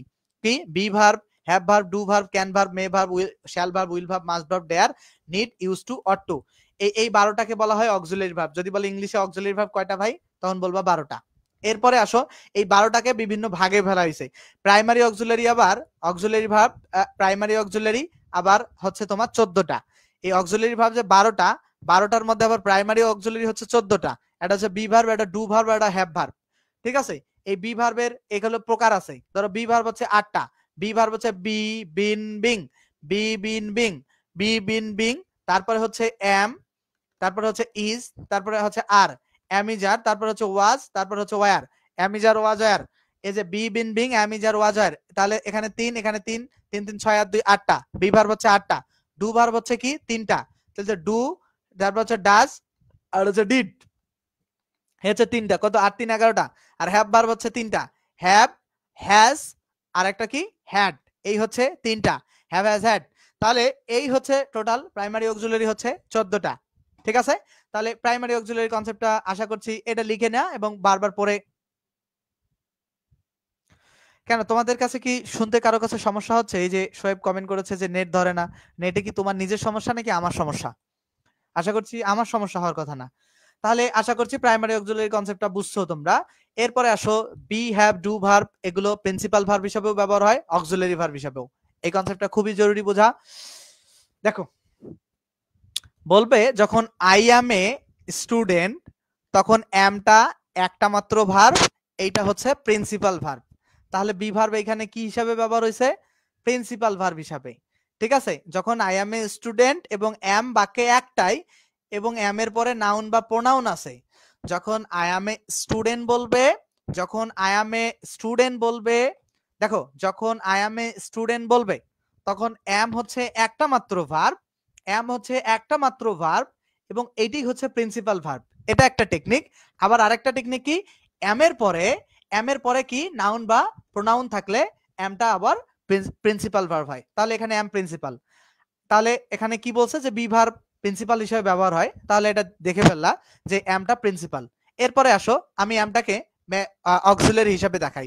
যখন আমি বলি যে আই অ্যাম টেকিং, দেখো আমি নিচ্ছি, দেখো আচ্ছা আই এম টেকিং না বলে আই এম রাইটিং যদি বলো, বা আই এম গোয়িং যদি বলো, ধরো আই এম গোয়িং, খেয়াল করো আই এম গোয়িং, আমি মানে কন্ট্রোভার্সি এড়ানোর জন্য আসলে এইটা বলছি, দেখো কারণ আছে। দেখো আই এম গোয়িং, আপাতত খেয়াল করো আই এম গোয়িং, এই এম এর পরে দেখো তো গো ভার্বের আইএনজি আছে না, তাহলে এখানে ভার্ব কয়টা? দুইটা না, তাহলে এম ভার্বটা এখানে হচ্ছে অক্সিলারি আর এই গোয়িং ভার্বটা মেইন ভার্ব।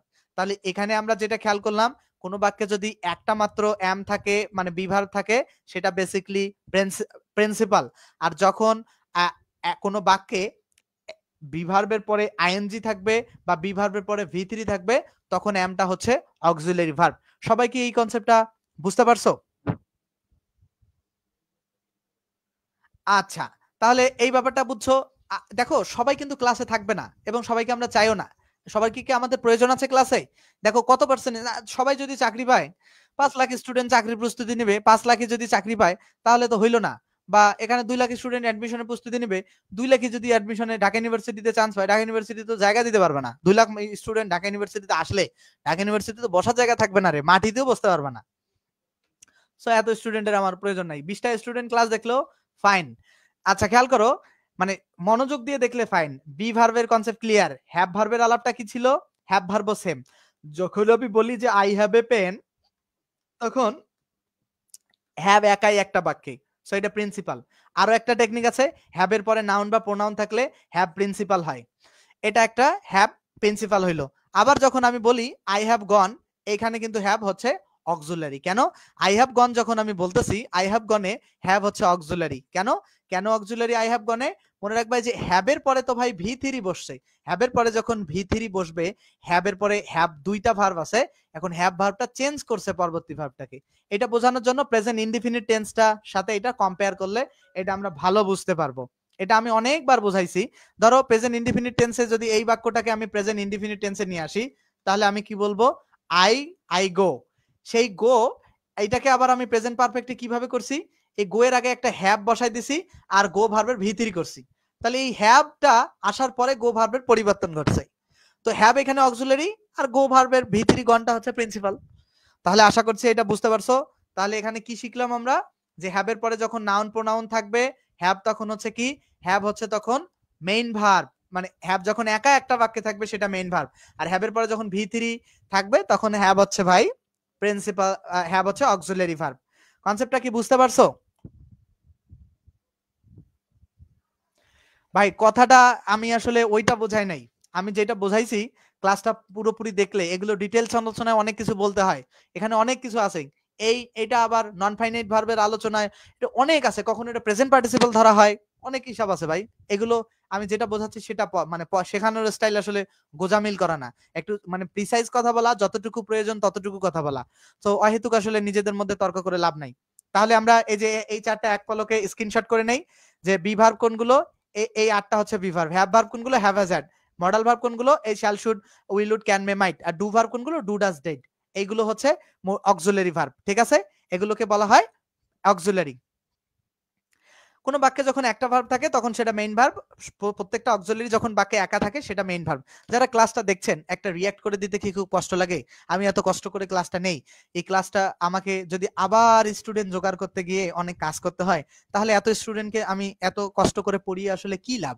আমার স্টুডেন্টরা যদি আমাকে প্রচার না করে, স্টুডেন্টরা যদি আমার কথা মানুষকে না বলে, তাহলে এত স্টুডেন্টকে আসলে আমার পড়িয়ে কি লাভ? এত কষ্ট করে, এত এত সংগ্রাম, এত কিছু মেইনটেইন করে কি লাভ? আমি আসলে টাকা অনেক কামাইতে পারবো, ঠিক আছে, এবং টাকা কামিয়েওছি অনেক জীবনে, কিন্তু মূল কথা হচ্ছে মানুষের মাঝে আমি আসলে একটু চেনার মাঝে থাকতে চাই, মানুষ আমাকে জানুক যে আমি ইংরেজি পড়াই, ঠিক আছে? আমি এতটুকু চাই, শিক্ষার্থীদের সহযোগিতা চাই, ক্লাসে একটা রিয়াক্ট এবং এবং ক্লাসটা বন্ধুদের সাথে শেয়ার, ভার্সিটিতে ছোট ভাই বোন যারা অ্যাডমিশন টেস্ট দিচ্ছে তাদের সাথে শেয়ার, এগুলো একটা নৈতিক দায়িত্ব বন্ধু বান্ধবদের। শিক্ষককে এতটুকু সহযোগিতা আমরা করতেই পারি। আচ্ছা, আমরা এখন 9 নম্বর প্রশ্নটা একটু সলভ করব। যদি এতক্ষণের প্রশ্ন বুঝতে পারেন সবাই, 9 নম্বর প্রশ্নের উত্তর দিতে পারবেন। হ্যাঁ, যারা দেখতেছেন একটা হাইলাইটস দেন, আপনার ফ্রেন্ড লিস্টে সব বন্ধু বান্ধব ক্লাসটা দেখতে পারবে ভবিষ্যতে, এবং ক্লাসটা যদি 1 মাস জুড়ে দেখতে চান, পরবর্তীতে দেখতে চান, ক্লাসটা শেয়ার রাখতে পারেন। যদি ক্লাসটা পরবর্তীতে দেখতে চান, যারা দেখছেন, আমরা একসাথে কয়েকজন ফ্রেন্ড আছি এই লাইভে। মাহমুদুল, অনেক ধন্যবাদ, তোমরা অনেক, তোমাদের জন্য শুভকামনা, অনেক অনেক অনেক শুভকামনা। ক্লাসে ভিডিওতে রিয়াক্ট না করলে ভাইয়া আসলে ক্লাসটা ভালো হয় না। অনেক রিয়াক্ট দিলাম, অনেক ধন্যবাদ। ক্লাসে আমি লাইক কমেন্ট আসলে টিকটকার না যে আমি এটা চাইবো, কিন্তু কিছু করার নাই। দেখো এখানে বলছে যে which one is used both auxiliary and principal.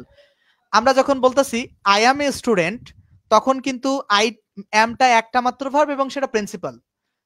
আর আমরা যখন বলতেছি আই অ্যাম গোয়িং, তখন হচ্ছে এই যে দুইটা ভার্ব, অ্যামটা তখন অক্সিলারি।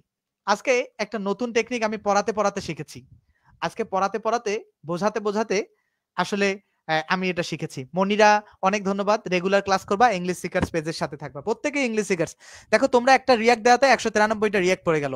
এতটুকু তোমরা যারা রেকর্ড ক্লাসও দেখবা আমার জন্য এতটুকু করতেই পারো। আমরা তাহলে এখানে কি বুঝলাম ভাইয়ারা?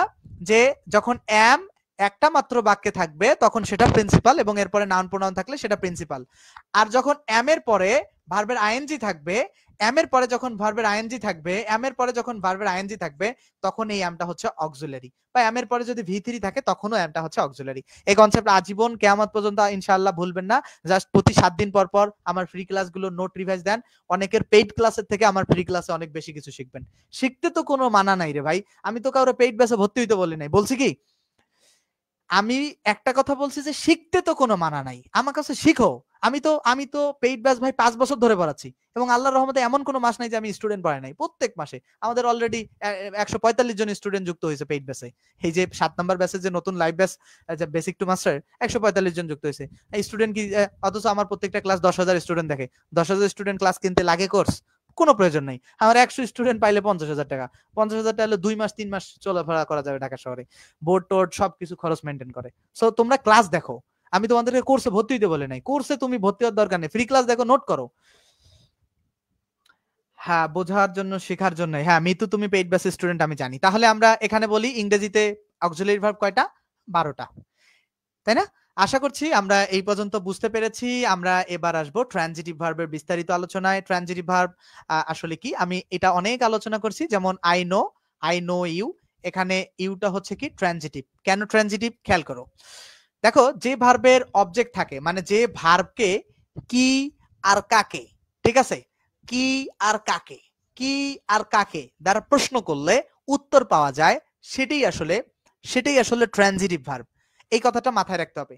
যে ভার্বকে কি আর কাকে দ্বারা প্রশ্ন করে উত্তর পাওয়া যায়, সেটাই বেসিক্যালি ট্রানজিটিভ ভার্ব। বুঝতে পারছো? বুঝছো, যে ভার্বকে কি বা কাকে দ্বারা প্রশ্ন করে কোনো উত্তর পাওয়া যায়, সেটাই বেসিক্যালি ট্রানজিটিভ ভার্ব। তাহলে একটা আমি বাক্যকে প্রশ্ন করি কি বা কাকে দ্বারা, যদি আমি উত্তর পাই, সেটা বেসিক্যালি ট্রানজিটিভ ভার্ব। তাহলে আমরা একটা প্রশ্ন সলভ করি। একটা প্রশ্ন দেখো, বলছে যে আই নো ইউ। আচ্ছা, নো মানে কি? জানা। খেয়াল করো তো, আমি কাকে জানি? উত্তর কি আসতেছে? আমি তোমাকে জানি। মনে রাখবা প্রত্যেক অবজেক্টের শেষে কে থাকে, যে তোমাকে। এই যে বলছে তোমাকে, আমাকে, আমি বাংলা দেখে বলে দিতে পারবো এটা অবজেক্ট, কারণ আমি তোমাকে জানি। কে যদি থাকে, আমি কাকে জানি, আমি তোমাকে জানি। কোনো ভার্বকে কাকি আর কাকে দ্বারা প্রশ্ন করলে যদি উত্তর পাও, সেটাই বেসিক্যালি অবজেক্ট। তাহলে আমি কাকে জানি, আমি তোমাকে জানি। তাহলে আমরা যেটা খেয়াল করলাম যে ভার্বকে কি আর কাকে দ্বারা প্রশ্ন করে যে উত্তরটা পাওয়া যাবে, সেটাই আসলে প্রিন্সিপাল ভার্ব। নিজেদের মতো বার্গেনিং করো না, ক্লাসটা দেখো, কাজে লাগবে। এবার নতুন একটা পড়াশোনায় আসতেছি আমরা। আচ্ছা, তো আমরা নতুন একটা পড়াশোনায় আসতেছি। সাধারণত যে সকল ভার্বের পরে ইট বসানো যায় সহজ কথায়, সেটাই আসলে কি হবে? Transitive verb. তাহলে যেমন আই লাইক ইট, তাহলে ইট বসানো যায় না। আমি কি পছন্দ করি? ইহা পছন্দ করি। ধরো ইটের জায়গায় আই লাইক চকলেট বললা, তাহলে আমি কি পছন্দ করি? আমি চকলেট পছন্দ করি। তো I like it, it means হচ্ছে চকলেট। তাহলে ইট ধরো একটা কোনো নাউন বা প্রোনাউনের পরিবর্তে, এটা প্রোনাউন তো। তাহলে যে ভার্বের পরে ইট বসানো যায়, ধরো অ্যাভয়েড ইট, যদি বলছে যে কি অ্যাভয়েড ইট, তাহলে এটার পরে কি ইট বসালাম না আমি? অ্যাভয়েড ইট যখন বলতেছি, অ্যাভয়েড ইটের পরে এই ইট বসালাম না, তাহলে এটা কি? অ্যাভয়েড ভার্বটা হচ্ছে ট্রানজিটিভ ভার্ব, কারণ এটার একটা অবজেক্ট আছে। কিভাবে পাইলাম? অনেক ভাবে পাইলাম। ইটের ব্যবহারটা খুব সিম্পল। যে কোনো ভার্বের পরে এ দেখো, ধরো আমি একটা আগে উদাহরণ দিয়ে পড়ালাম না, আই নো, আগের উদাহরণটা বুঝলে আসলে কিছুই লাগে না। আই নো ইউ, এই ইউ এর জায়গায় যদি ইট বসাও তুমি, আই নো ইট, শুনতে ভালো লাগে? আই নো ইট শুনতে ভালো লাগে?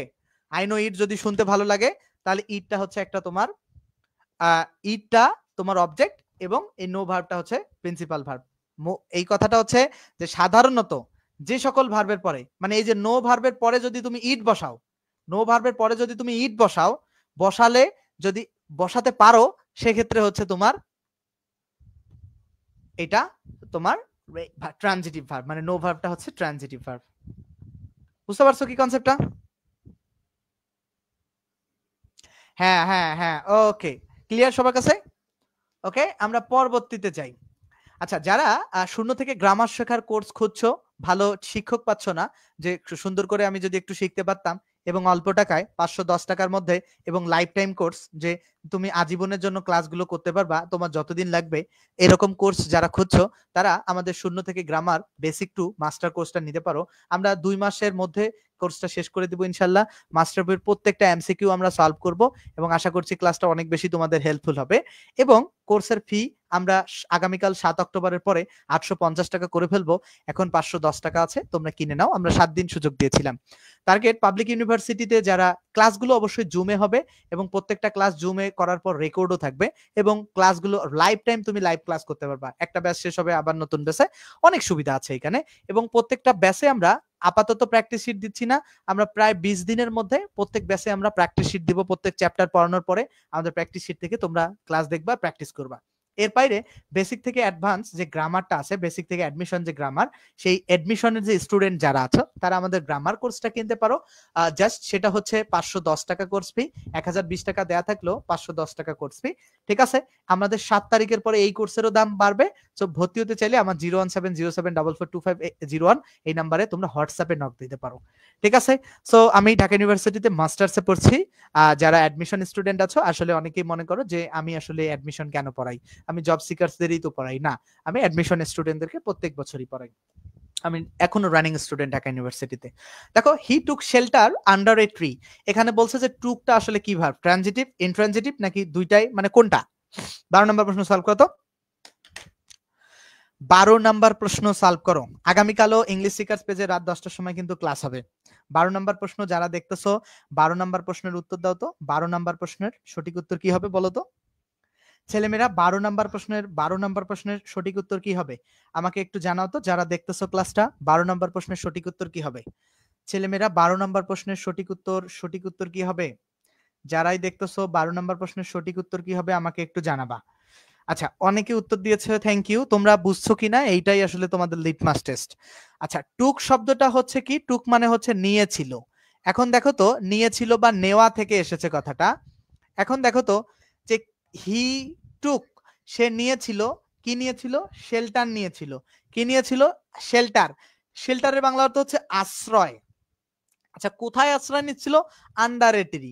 এটা কোথায় দ্বারা প্রশ্ন করলে অ্যাডভার্ব পাওয়া যায়, তো এই আলাপে আমরা আসবো না। তাহলে হি টুক শেল্টার, সে আশ্রয় নিয়েছিল। এখন দেখো তো কি নিয়েছিল, ভার্বকে প্রশ্ন করো তো কি নিয়েছিল। উত্তর আসতেছে কি? আশ্রয় নিয়েছিল। উত্তর আসতেছে কি? আশ্রয় নিয়েছিল। আমরা প্রশ্ন করতেছি ভার্বকে যে কি নিয়েছিল, উত্তর আসতেছে আশ্রয় নিয়েছিল। তো ভার্বকে কি আর কাকে দ্বারা যদি প্রশ্ন করে আমরা উত্তর পাই, সেটা বেসিক্যালি ট্রানজিটিভ ভার্ব। 12 এ নাম্বারটা হচ্ছে কারেক্ট উত্তর। সবার কাছে কনসেপ্ট ক্লিয়ার? হ্যাঁ, এই যে এই তো অ্যাপ্লাই করা শিখে গেছো। হি টুক ইট বলা যায়? টুক ইট বলা যায়? টুক ইট, হ্যাঁ বলা যায়। হি টুক ইট বলা যায়, যেহেতু বলা যায় তাহলে সেইটা ট্রানজিটিভ ভার্ব। তাহলে এই নাম্বারটা হচ্ছে কারেক্ট উত্তর, বাকিগুলো সব রং। কনসেপ্টটা ক্লিয়ার? 12 নাম্বার আশা করছি সবার কাছে ক্লিয়ার। আমরা 13 নাম্বার প্রশ্নে যাই। 13 নাম্বার বলছে the boy reads a book. The boy reads a book, এখানে কারেক্ট উত্তর কি হবে? The boy reads A books, বুকে কারেক্ট উত্তর কি হবে চেষ্টা করো তোমরা। The boy read a book.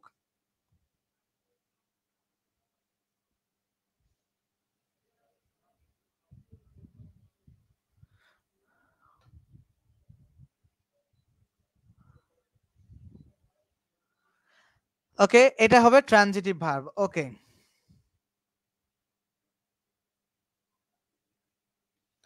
Okay okay okay, thank you thank you thank you thank you. Okay okay, তাহলে আমরা, ওকে তাহলে ট্রানজিটিভ কেন ট্রানজিটিভ? কেন ট্রানজিটিভ? কারণ এই রিড ভার্বটাকে প্রশ্ন করো তো কি পড়ি। উত্তর আসতেছে একটি বই পড়ি। এ বুক মানে হচ্ছে এতে একটি, আর বুক মানে হচ্ছে বই। কি পড়ি? একটি বই পড়ি। তাহলে এ বুকটা হচ্ছে কি? একটা অবজেক্ট। তাহলে যে বাক্যে অবজেক্ট থাকে সেটি বেসিক্যালি ট্রানজিটিভ। মানে যে ভার্বের অবজেক্ট থাকে, মানে যে ভার্বকে, এটা দুই ভাবে বলা যায়। যে ভার্বকে কি আর কাকে দ্বারা প্রশ্ন করে উত্তর পাই সেটা ট্রানজিটিভ ভার্ব, আবার যে ভার্বের অবজেক্ট থাকে সেটাই বেসিক্যালি ট্রানজিটিভ। তাহলে 13 নম্বরের কি উত্তর? ট্রানজিটিভ হচ্ছে কারেক্ট উত্তর। ওকে থ্যাংক ইউ, তোমরা সবাই বুঝতে পারছো, এটা অনেক অনেক অনেক অনেক ধন্যবাদ। পরের নাম্বার 14 নাম্বার প্রশ্ন সলভ করো তো দেখি। He writes a letter. Number 14 14 14 14 solve করো তো দেখি। নাম্বার 14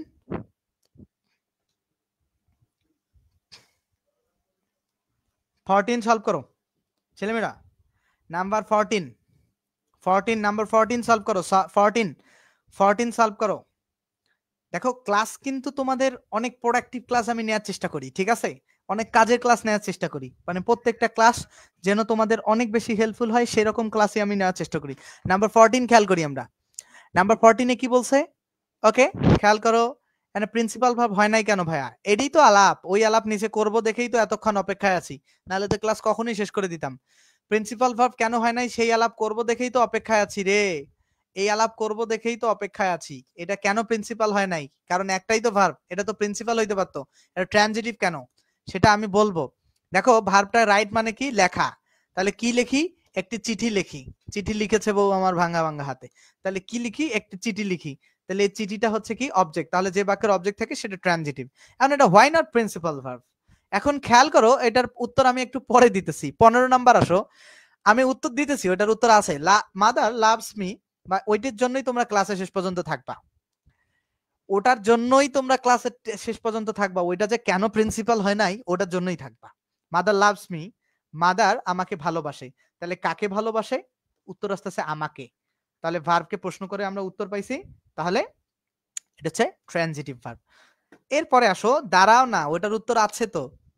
বাক্যে একটা মাত্র ভার্ব থাকলে সেটা অবজেক্ট নিলে তা প্রিন্সিপাল ভার্ব এবং ট্রানজিটিভ ভার্ব দুটোই হয়। ধরো আমি এখানে একটা ভার্ব লিখছি যে আই রাইট এ লেটার। এখানে ভার্ব কয়টা? একটা। রাইট, রাইট একটা ভার্ব। তো বাকি একটা মাত্র ভার্ব, সেটা প্রিন্সিপালও হবে উত্তর, সেটা ট্রানজিটিভও হবে। তুমি যদি বলো আই রাইট এ লেটারে, এখানে প্রিন্সিপাল কোনটা? ওই রাইট। ট্রানজিটিভ কোনটা? ওই রাইটেই। আচ্ছা খেয়াল করো, আমরা পরবর্তীতে খেয়াল করি। এখন অপশনে যদি দুইটাই থাকে, এখন খেয়াল করো তো, আই রাইট এ লেটার, এখানে স্পেসিফিক ভাবে এ লেটার অবজেক্টটা দিয়ে দিছে কিনা? আই রাইট এ লেটারে স্পেসিফিক ভাবে লেটার অবজেক্টটা দিয়ে দিছে কিনা? যেহেতু আই রাইট এ লেটারে স্পেসিফিক ভাবে লেটার অবজেক্টটা দেয়া আছে, তাহলে এই রাইটটা হচ্ছে তোমার ট্রানজিটিভ ভার্বটা বলা অধিক যুক্তিযুক্ত। তাহলে যদি এরকম অপশন থাকে যে আই রাইট এ লেটার, এই লেটারটা কি ভার্ব হবে? যে ট্রানজিটিভ ভার্ব যুক্তিযুক্ত, কারণ এখানে অবজেক্ট যখন দেয়া থাকবে তখন সেটাকে আমরা অবশ্যই ট্রানজিটিভ ভার্ব হবে। আসলে এই জন্য ক্লাস থেকে যেতে পারছি না, আরো নতুন কিছু বিষয় আছে। আজ ফার্স্ট অনলাইনে স্যার ক্লাস করছি, তুহিন আলী, ডেফিনেটলি ভালো ক্লাস হবে, তোমাদের উপকার হবে। এইবার আসলে ইন্ট্রানজিটিভ, আমরা ট্রানজিটিভ ইন্ট্রানজিটিভ শেষ করে আজকে ক্লাস শেষ করব। তোমরা এটা একবারে এমসিকিউ, এখানে টুইস্ট আছে, অনেক টুইস্ট আছে, এই ব্যাপারটা অনেকেই বোঝে না, ইন্ট্রানজিটিভে ঝামেলা হয়। আচ্ছা, বাক্যের অর্থ এখানে সম্পর্ক করতে যে ভার্বের অবজেক্ট প্রয়োজন হয় না। যদি আমি বলি যে রিভার, রিভার মানে কি? নদী। রিভার ফ্লোস, ফ্লোস মানে কি? ফ্লোস মানে হচ্ছে প্রবাহিত হওয়া। এটার বাংলা অর্থ কি? নদী প্রবাহিত হয়। তাহলে আমি যদি বলি যে নদী প্রবাহিত হয়, দেখো তো নদী প্রবাহিত হয়, এই বাংলা অর্থটা খেয়াল করো ছেলেমেয়েরা। আমি যখন বলতেছি যে নদী প্রবাহিত হয়, জাস্ট খেয়াল করো, নদী প্রবাহিত হয়, এখানে খেয়াল করো তো নদী নিজে প্রবাহিত হয়। আচ্ছা, এখানে একটা বিষয় অনেকে ঝামেলা করে, আমি যে বলি যে কে আর কি দ্বারা প্রশ্ন করলে সাবজেক্ট, আর কি আর কাকে দ্বারা প্রশ্ন করলে অবজেক্ট, এখন কথা হইতেছে সবাই বলে যে ভাই এখানেও তো কি দিয়ে প্রশ্ন করলেন, এখানেও কি দিয়ে। এখানে একটা বিষয় বোঝার আছে। বোঝার কি? আচ্ছা, কাজটা কে করতেছে? এখানে প্রবাহিত কে হচ্ছে? নদী নিজে হচ্ছে না। দেখো তো এখানে নদী নিজে প্রবাহিত হচ্ছে না, তাহলে এই নদীটা হচ্ছে তোমার সাবজেক্ট। এখন কাকে উদ্দেশ্য করে বলতেছে, কাকে উদ্দেশ্য করে প্রবাহিত হচ্ছে, এটা কি দেয়া আছে? যদি দেয়া থাকতো তাহলে সেটা অবজেক্ট হইতো। ব্যাপারটা খেয়াল করো, যখন কি দ্বারা প্রশ্ন করে উত্তর পেয়ে মনে হবে যে এটা সাবজেক্ট, তখন তুমি মনে রাখবা যে নদীটা আসলে কাকে উদ্দেশ্য করে। নদীটা নদীটা নিজেই তো প্রবাহিত হচ্ছে। সাবজেক্ট যখন নিজে কাজটা করে সেটাই বেসিক্যালি সাবজেক্ট, নিজেই সে কাজটা করবে। ঠিক আছে, এই ব্যাপারটা খুব গুরুত্বপূর্ণ, এই ব্যাপারটা খুবই গুরুত্বপূর্ণ যে দেখো নদী কিন্তু নিজেই প্রবাহিত হয়।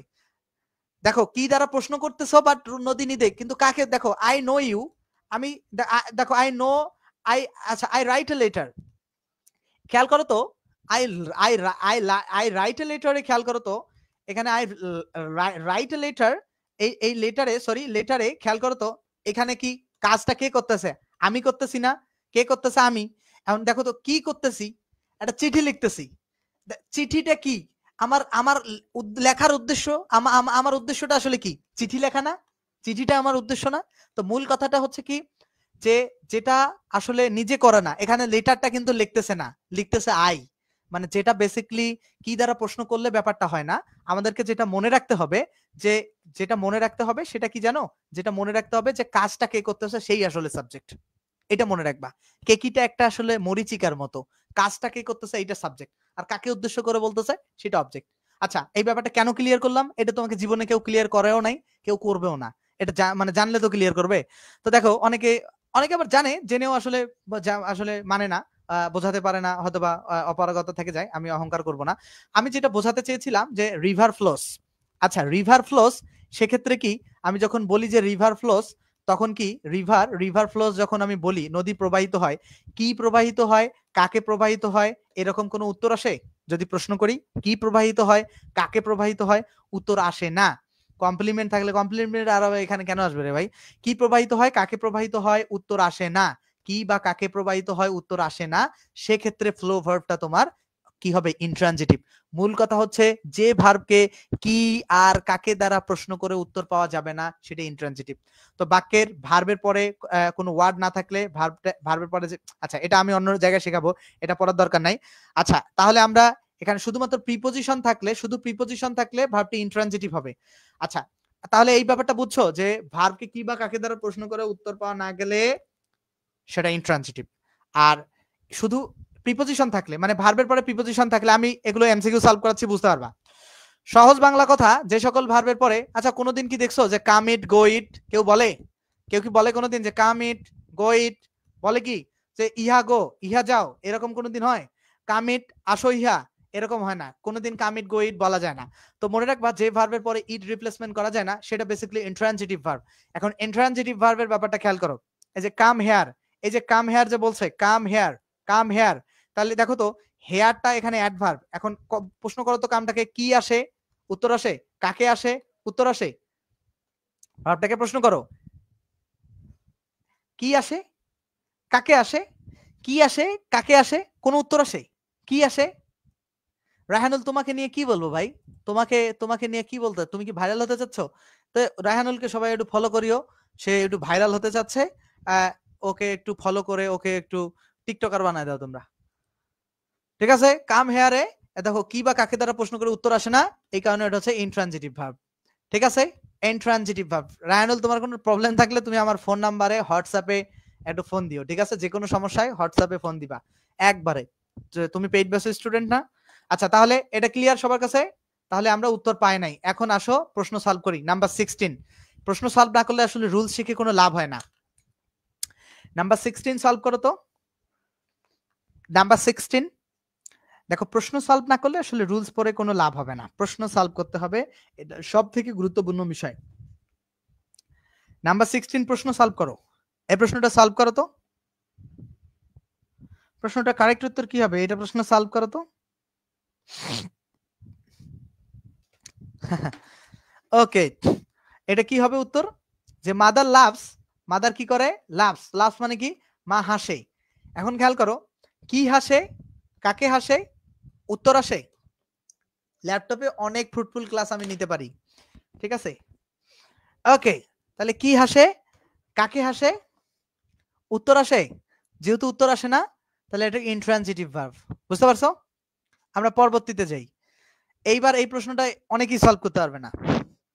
বলছে যে huffing and puffing we arrive the classroom door with only 7 second to spare. মানে স্পেয়ার করা মানে বেসিক্যালি সম্ভব ব্যয় করা। যে 7 সেকেন্ড স্পেয়ার করে আমরা কি করছি? হাফিং এন্ড পাফিং করে আমরা ক্লাসরুমের দরজায় পৌঁছেছি মাত্র 7 সেকেন্ড ব্যয় করে। স্যার ক্লাস কি রেগুলার হয়? ক্লাস, আচ্ছা, অনেকেই জানে না যে আসলে ক্লাস রেগুলার হয় কিনা, ক্লাসগুলো কোথায় হয়। এই ক্লাসগুলো যারা দেখো ইউটিউবে পরবর্তীতে দেখো বা যে কোনো জায়গায় দেখো, টেলিগ্রামে দেখো, এই বানানটা ইংলিশ সিকার্স, ঠিক আছে? এটা লিখে সার্চ করবা। এই যে উপরে যে বানানটা আছে না, ইংলিশ সিকার্স রিজভী রহমান, এই পেজটা হচ্ছে আমার, আর আমি এই মানুষটা হচ্ছে আমি প্রত্যেকটা ক্লাস নেই। এইটা সার্চ করে ফেসবুকে আমার ফলো বাটনে ক্লিক করবা। ফলোইং দেওয়ার পরে, ফলোইং যখন হয়ে যাবে, আবার ফলো বাটনে ক্লিক করবা, ক্লিক করে ফেভারিট করে দিবা। তাহলে প্রত্যেক দিনের লাইভ ক্লাসের নোটিশ সবার আগে তোমার কাছে যাবে। বুঝতে পারছো? প্রত্যেক দিনের লাইভ ক্লাসের নোটিশ ফেভারিট করে দিলে তুমি সবার আগে পাবা, কোনো কিছু করা লাগবে না। তাহলে huffing and puffing we arrive the at the classroom door with only 7 second. এখানে খেয়াল করো তো, অ্যারাইভ মানে হচ্ছে পৌঁছানো। এখন খেয়াল করো তো, পৌঁছানোকে প্রশ্ন করো তো, কি পৌঁছানো, কাকে পৌঁছানো, উত্তর আসে। এটা কিন্তু বিশাল সেন্টেন্স দিছে এবং অনেকেই এটা ভুল করবে। আমার কাছে ল্যাপটপের ক্লাসই বেস্ট লাগে, আপনার ইউটিউবের ক্লাসগুলো নিয়মিত দেখছি। ল্যাপটপের ক্লাসে আমি অবশ্যই বেস্ট ডেলিভার করতে পারবো, কেন জানো? এইখানে তোমাদের ওই জ্বালাটা নাই। জ্বালাটা কি? তোমরা কমেন্ট করলেও আমি এখানে ওই যে বারবার ফোনের দিকে তাকাইতে হয় না, আমার একটা মাত্র স্ক্রিন, জাস্ট একটা মাউসের ক্লিকেই স্ক্রিন চেঞ্জ করতে পারি, জাস্ট একটা মাউসের ক্লিকেই স্ক্রিন চেঞ্জ করতে পারি। সো এখানে একটা সুবিধা আছে আর কি, এখানে এখানে সুবিধা আছে। বুঝতে পারছো কি? এটা বুঝতে পারছো? এটা, তাহলে এটা যেহেতু উত্তর আসে না, সে ইন্ট্রানজিটিভ। আচ্ছা বলো তো, ক্লাসটা কেমন হয়েছে আজকের? ক্লাসটা কেমন হচ্ছে এটা বলো। তারপরে হচ্ছে 19 নাম্বার, প্রত্যেক দিনে কি ইংলিশ সিকার্সের ক্লাসগুলো করা যাবে তোমাদের? এবং বন্ধুদেরকে বা ছোট ভাই ব্রাদারকে কি সাজেস্ট করবা না তোমরা? ক্লাসগুলো শেয়ার করে রাখো যদি ভবিষ্যতে কেউ দেখতে চাও। আর 58 পেজের একটা ভোকাবুলারি শিট দিয়েছি, যারা ভোকাবুলারি শিটটা পাওনি ফ্রিতেই দিয়েছি, আমাদের কালেক্ট করে নিবা আমাদের টেলিগ্রাম গ্রুপ থেকে। তাহলে এখানে নাম্বার 19 দেখি, the door opened automatically. Open মানে কি? খুলেছিল। দ্য ডোর মানে কি? দরজাটি, দরজাটি খুলেছিল। এখন দেখো, কি খুলেছিল, কাকে খুলেছিল, উত্তর আসে? আসে না। তাহলে উত্তর যেহেতু আসে না, অটোমেটিকলি এটা অ্যাডভার্ব। ইন্ট্রানজিটিভ ভার্বের পরের শব্দটা অ্যাডভার্ব হয়, এটা অ্যাডভার্বের ক্লাসে পড়াইছি। ডোর ওপেন্ড অটোমেটিকলি, এই অটোমেটিকলি শব্দটা হচ্ছে তোমার ইন্ট্রানজিটিভ। তোমাদেরকে কিছু পরামর্শ দেই, যারা আসলে ভালো করতেছো না ইংরেজিতে দীর্ঘদিন পড়ার পরেও, তোমাদেরকে কিছু পরামর্শ দেই। পরামর্শগুলো তোমাদের জন্য খুব কাজে লাগবে। জাস্ট পরামর্শগুলো শুনে ক্লাসটা লিভ নিও। আজকে ক্লাস মোটামুটি শেষ, বাট তোমরা পরামর্শটা শুনে তারপরে ক্লাস থেকে লিভ নাও, আশা করছি ভালো হবে তোমাদের জন্য। ঠিক আছে? ফার্স্টলি, তোমরা যারা পারছো না ইংরেজি শিখতে, দীর্ঘদিন চেষ্টা করার পরেও অনেক জায়গায় ভর্তি হইতেছো, এত জায়গায় ভর্তি হইতে হয় না, এত জায়গায় আসলে ভর্তি হইতে হয় না। সবার আগে আমার 58 পৃষ্ঠার ভোকাবুলারি শিট পড়ো, ঠিক আছে? সবার আগে আমার 58 পৃষ্ঠার ভোকাবুলারি শিট পড়ো, 58 পেজের। তারপরে আমার ফ্রি ক্লাসগুলো দেখো, ফ্রি ক্লাসগুলো দেখো। এর পাশাপাশি ইউটিউবেও আমার সিরিয়াল অনুযায়ী 90টা ক্লাস দেওয়া আছে। ইউটিউব চ্যানেলের নামও ইংলিশ সিকার্স রিজভী রহমান, ফেসবুকের নামও ওই 90 প্লাস ক্লাসগুলো আপাতত দেখা শুরু করো। 10টা ক্লাস দেখার পরে তোমার ধারণা যখন পরিবর্তন হবে, তখন তুমি বুঝতে পারবা যে ইংলিশ আসলে কিভাবে শেখা উচিত ছিল। ভোকাবুলারি যখন শিখবা 58 পৃষ্ঠার, তখন তুমি প্রশ্নের অর্থ বুঝতে পারবা, তখন আসলে তুমি ভালো করবা। তারপরে ভোকাবুলারি যখন তুমি শিখলা, সেকেন্ডলি তোমাকে যে কাজটা করতে হবে, ভোকাবুলারি যখন শেখা শেষ, সেকেন্ডলি আমরা যে কাজটা করব, ভোকাবুলারি শেখার পরে আমরা position of parts of speech শিখবো। কি শিখবো? Position of parts of speech, position of parts of speech, position of parts of speech, এবং কি শিখবো? Position of now, position identification of parts of speech. এই জায়গাটা আগে শিখবো। সবার আগে কি শিখবো? Position of parts of speech এবং identification of parts of speech. Identification, এখানে identification of parts of speech. তারপরে এই যে identification of parts of speech এবং position of parts of speech, তারপরে আমরা যে কোনো বিষয়গুলো শেখা শুরু করবো। স্যার এক্সাম্পলস বা কিউবি গুলো সলভ করার ট্রিক্স বলে দেন প্লিজ। আচ্ছা, প্রশ্ন সলভ করার ট্রিক্স আমি অবশ্যই দিব তোমাদেরকে। প্রশ্ন সলভ করার, আমি যেভাবে প্রশ্ন সলভ করি সেভাবে প্রশ্ন সলভ করবা। আমি যেভাবে প্রশ্ন সলভ করি, অপশন বাদ দেই, অপশন বাদ দিয়ে আমি তো পেইড বেসে অনেকভাবে সলভ করা শেখাই, তো সেভাবে। আচ্ছা, তাহলে প্রথমে ভোকাবুলারি শিট সম্পূর্ণ করবা, তারপর position of parts of speech, তারপরে হচ্ছে তোমরা কি identification of parts of speech শেষ করবা। তারপরে তুমি পড়বা হচ্ছে এই দুইটা যখন শেষ হবে, তখন তুমি এইগুলো পড়ার পরে নাউন পড়বা আলাদাভাবে, প্রোনাউন পড়বা আলাদাভাবে, অ্যাডজেক্টিভ পড়বা আলাদাভাবে, অ্যাডভার্ব পড়বা আলাদাভাবে, ভার্ব পড়বা আলাদাভাবে, তারপরে টেন্স পড়বা। এইভাবে শিখবা এই সিকোয়েন্স অনুযায়ী। তাহলে তুমি যে কারোর কাছে শিখো না কেন, আসলে যে কারোর কাছে শিখলে হবে না। আমার কাছে যে শিখতে হবে ব্যাপারটা এরকম না, যে শিক্ষকগুলো আসলে ভালোভাবে শেখান তাদের কাছে শিখতে হবে। ঠিক আছে, আজকের ক্লাস মোটামুটি এ পর্যন্ত ছিল। তোমাদের কোনো প্রশ্ন বা জিজ্ঞাসা থাকলে করতে পারো। আর 0 থেকে গ্রামার শেখার কোর্সে আগামীকাল কিন্তু লাস্ট ডেট, ভর্তি হওয়ার লাস্ট ডেট আগামীকালের পরে 850 টাকা হবে। এখন কোর্স ফি 510 টাকায় আছে। আমাদের এই কোর্সের 7 নাম্বার ব্যাচ, এখন 7 নাম্বার, আমরা 6 নাম্বার ব্যাচের ক্লাসও সবাইকে রেকর্ড দিয়ে দিব। 7 নাম্বার ব্যাচে লাইভ করা যাবে এবং আজীবন যতদিন খুশি স্টুডেন্টরা লাইভ ক্লাস করতে পারবে। ঠিক আছে, এটা আমাদের একটা লাইফ টাইম সার্ভিস জব সিকারদের জন্য। ওকে, বেসিক থেকে প্রথমে বেসিক ইংলিশ শেখানো হবে, তারপরে মাস্টার ইংলিশ বইয়ের প্রত্যেকটা এমসিকিউ ধরে সলভ করানো হবে। ঠিক আছে, এবং একটা প্রশ্ন 4-5 ভাবে সলভ করানো হবে। আমাদের ফ্রি ক্লাসগুলো থেকে আরো বেশি প্রোডাক্টিভ ক্লাস হবে এবং অনেক বেশি গুরুত্বপূর্ণ ক্লাস হবে। ঠিক আছে, আর টার্গেট পাবলিক ইউনিভার্সিটি যে আমাদের কোর্সটা আছে, ইউনিভার্সিটি অ্যাডমিশন টেস্টে বেসিক থেকে অ্যাডমিশন গ্রামারের যে কোর্সটা, সেই কোর্সে আমরা 1020 টাকা ফি করব, বাট এখনো 510 টাকা নিচ্ছি। যারা ভর্তি হও নাই, ভর্তি হয়ে যাও আমাদের নাম্বারে ফোন দিয়ে 01707442501। এখন একটা কথা খুব গুরুত্বের সাথে মনে রাখতে হবে, আমাদের প্রত্যেকটা ক্লাস জুমে হয় এবং স্টুডেন্টরা আমাদের সাথে কথা বলতে পারে। প্রত্যেকটা ক্লাস জুমে হয় এবং কথা বলতে পারে, এটা আমাদের স্পেশাল ফ্যাসিলিটিস।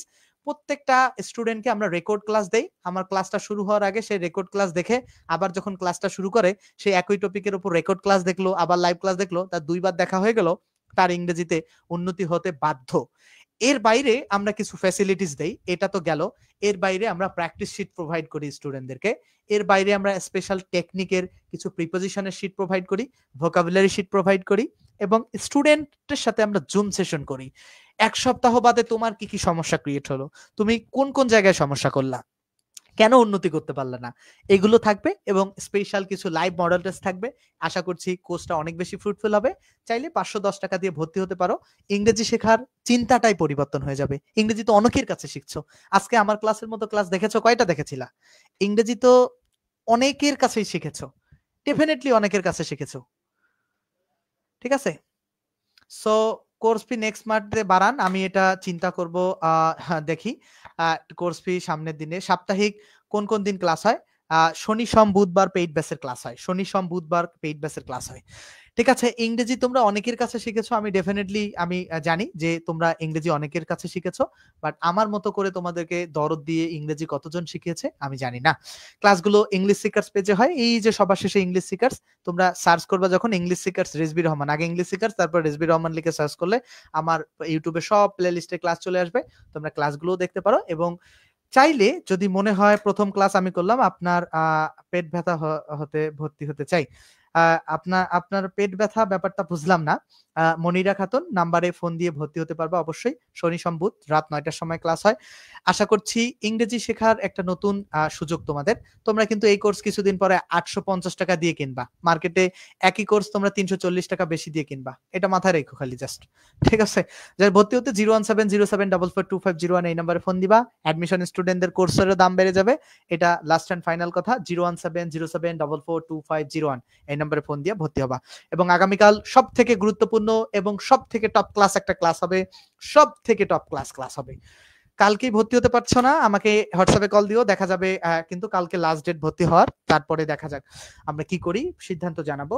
এবং সব থেকে ফ্রুটফুল একটা ক্লাস, গোছানো, প্রত্যেকটা রুটিন ওয়াইজ। দেখো আমাদের রুটিনটা যদি তোমাদেরকে দেখাতে পারি সেক্ষেত্রে ভালোই হতে পারে। আমরা আসলে কিভাবে পড়াই স্টুডেন্টদেরকে, আমাদের ক্লাসগুলো যেমন হয়, আমাদের ক্লাসগুলো প্রথমে ইংলিশ সিকার্স তোমাদেরকে যে সার্ভিসটা দেয়, প্রথমে বেসিক ইংলিশের ক্লাস হয়।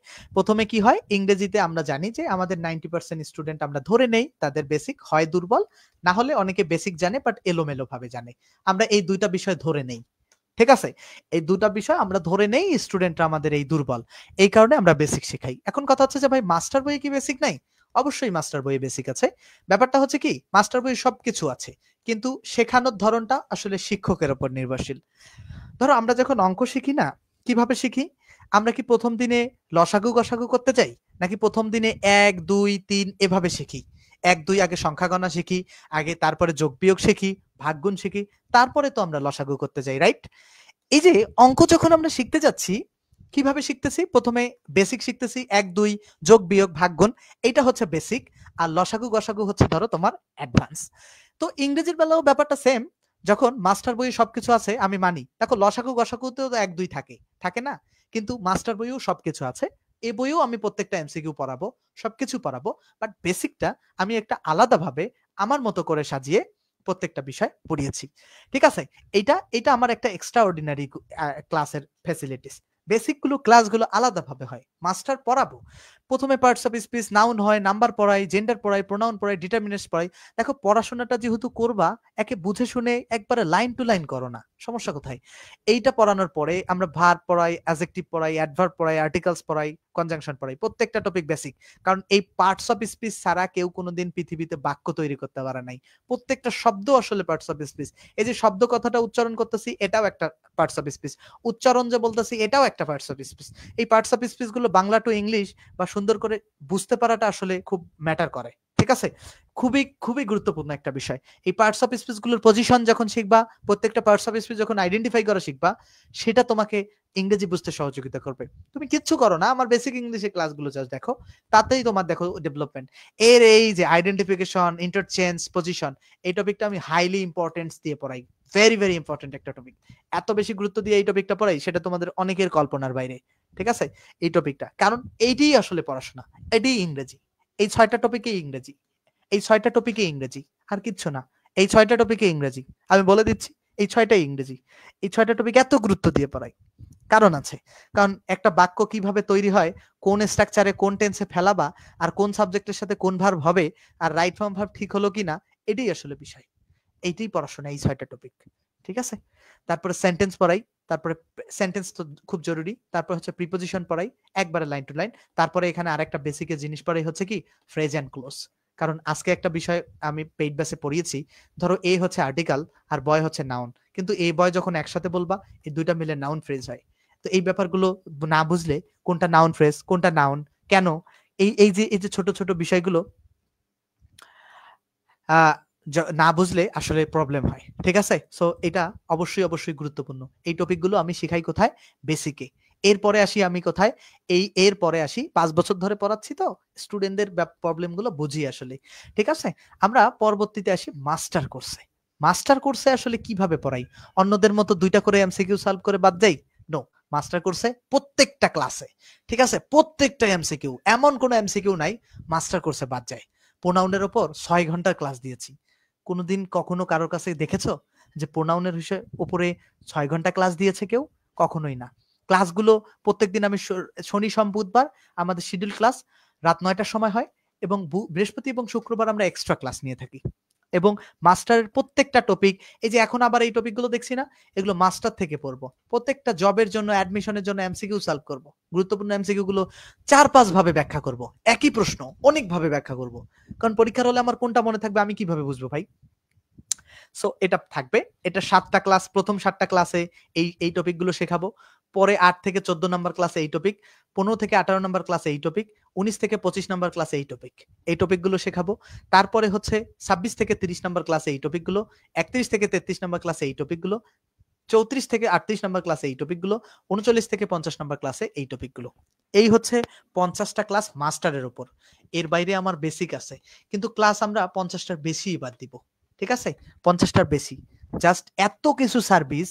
আগে আমি বেসিক কোর্স বিক্রি করতাম 510 বা 650 টাকা। আবার একই অ্যাডমিশন কোর্সের বিক্রি করতাম আবার তোমার 650 টাকা। আবার এই যে জব সিকার্স এর কোর্স, মাস্টারের কোর্স আবার বিক্রি করতাম 510 টাকা। সবগুলোকে স্যাক্রিফাইস করে 510 টাকা দিছি। কেন? স্টুডেন্টের উপকার হোক। এটা গত বছরের অ্যাডমিশন স্টুডেন্টকে জিজ্ঞাসা করলেই জানবা যে ভাইয়ের কোর্স কত ছিল। গত বছরের অ্যাডমিশনে আমি সবার জন্য জাস্ট 510 টাকা করে দিয়েছি। সেটা আগামীকাল 7 অক্টোবর পর্যন্ত এই সুযোগ, পরবর্তীতে এই সুযোগ থাকবে না। জাস্ট এই নাম্বারে ফোন দিয়ে ভর্তি হবা। আর রায়হানুল, তোমার একটা বিব্রতকর কমেন্ট আমি মনে হয় দেখলাম। অবশ্যই রায়হানুল, তুমি বেয়াদবি করবা না। এখানে অনেক স্টুডেন্ট আছে যারা তোমার থেকে অনেক, অনেক সিনিয়র। ঠিক আছে? এইটা মাথায় রাখবা যে অবশ্যই মনে রাখবা তোমার কাছে এখানে অনেক, অনেক সিনিয়র স্টুডেন্ট আছে। তুমি এটা আসলে মনে করো না যে আমি তোমাদেরকে মানে বেয়াদবি করলে সেটা মেনে নিব। এবং মেয়েদের সাথে কখনোই বেয়াদবি করা যাবে না। সেটা যেকোনো মেয়েই হোক। আর সিনিয়র অনেক আছে যারা জব সিকার্স ক্লাসগুলো দেখেন। সো তোমরা তো অ্যাডমিশন ছোট বাচ্চা-কাচ্চা। ঠিক আছে? কমেন্ট দেখেন, আমি তোমার কমেন্ট দেখছি। কমেন্টগুলো আমি একটু কমেন্ট স্ক্রিনে সবসময় আ দেখতে পারতেছি। বাট একটু কাইন্ডলি স্টুডেন্টরা একটু মার্জিত হও। একে অপরকে একটু আ মানে এভাবে অ্যাটাকিং করো না। আর 58 পৃষ্ঠার ভোকাবুলারি শিট ইংলিশ সিকার্স এর মেসেঞ্জার গ্রুপে অথবা টেলিগ্রাম চ্যানেলে পাবা। ঠিক আছে? সবাই এ পর্যন্ত ভালো থাকবা। আর কোনো ধরনের বেয়াদবি আসলে ক্লাসে কারোর সাথে করবা না। সবার সাথে সুন্দর আচরণ করবা। তাহলে সেটা সুন্দর হবে। ইংলিশ সিকার্স পেজে রুটিন দেয়া আছে। রুটিন অনুযায়ী প্রত্যেকদিন রাত 10 টার সময় ক্লাসগুলো হয়। ক্লাসগুলো করে ফেলবা। ইংলিশ সিকার্স রেজবি রহমান লিখে সার্চ করে। সকলে ধন্যবাদ। সবাই ক্লাসগুলো অন্যদেরকে সহজে মানে প্রিফার করবা ক্লাস করার জন্য। ভালো থাকবে সকলেই।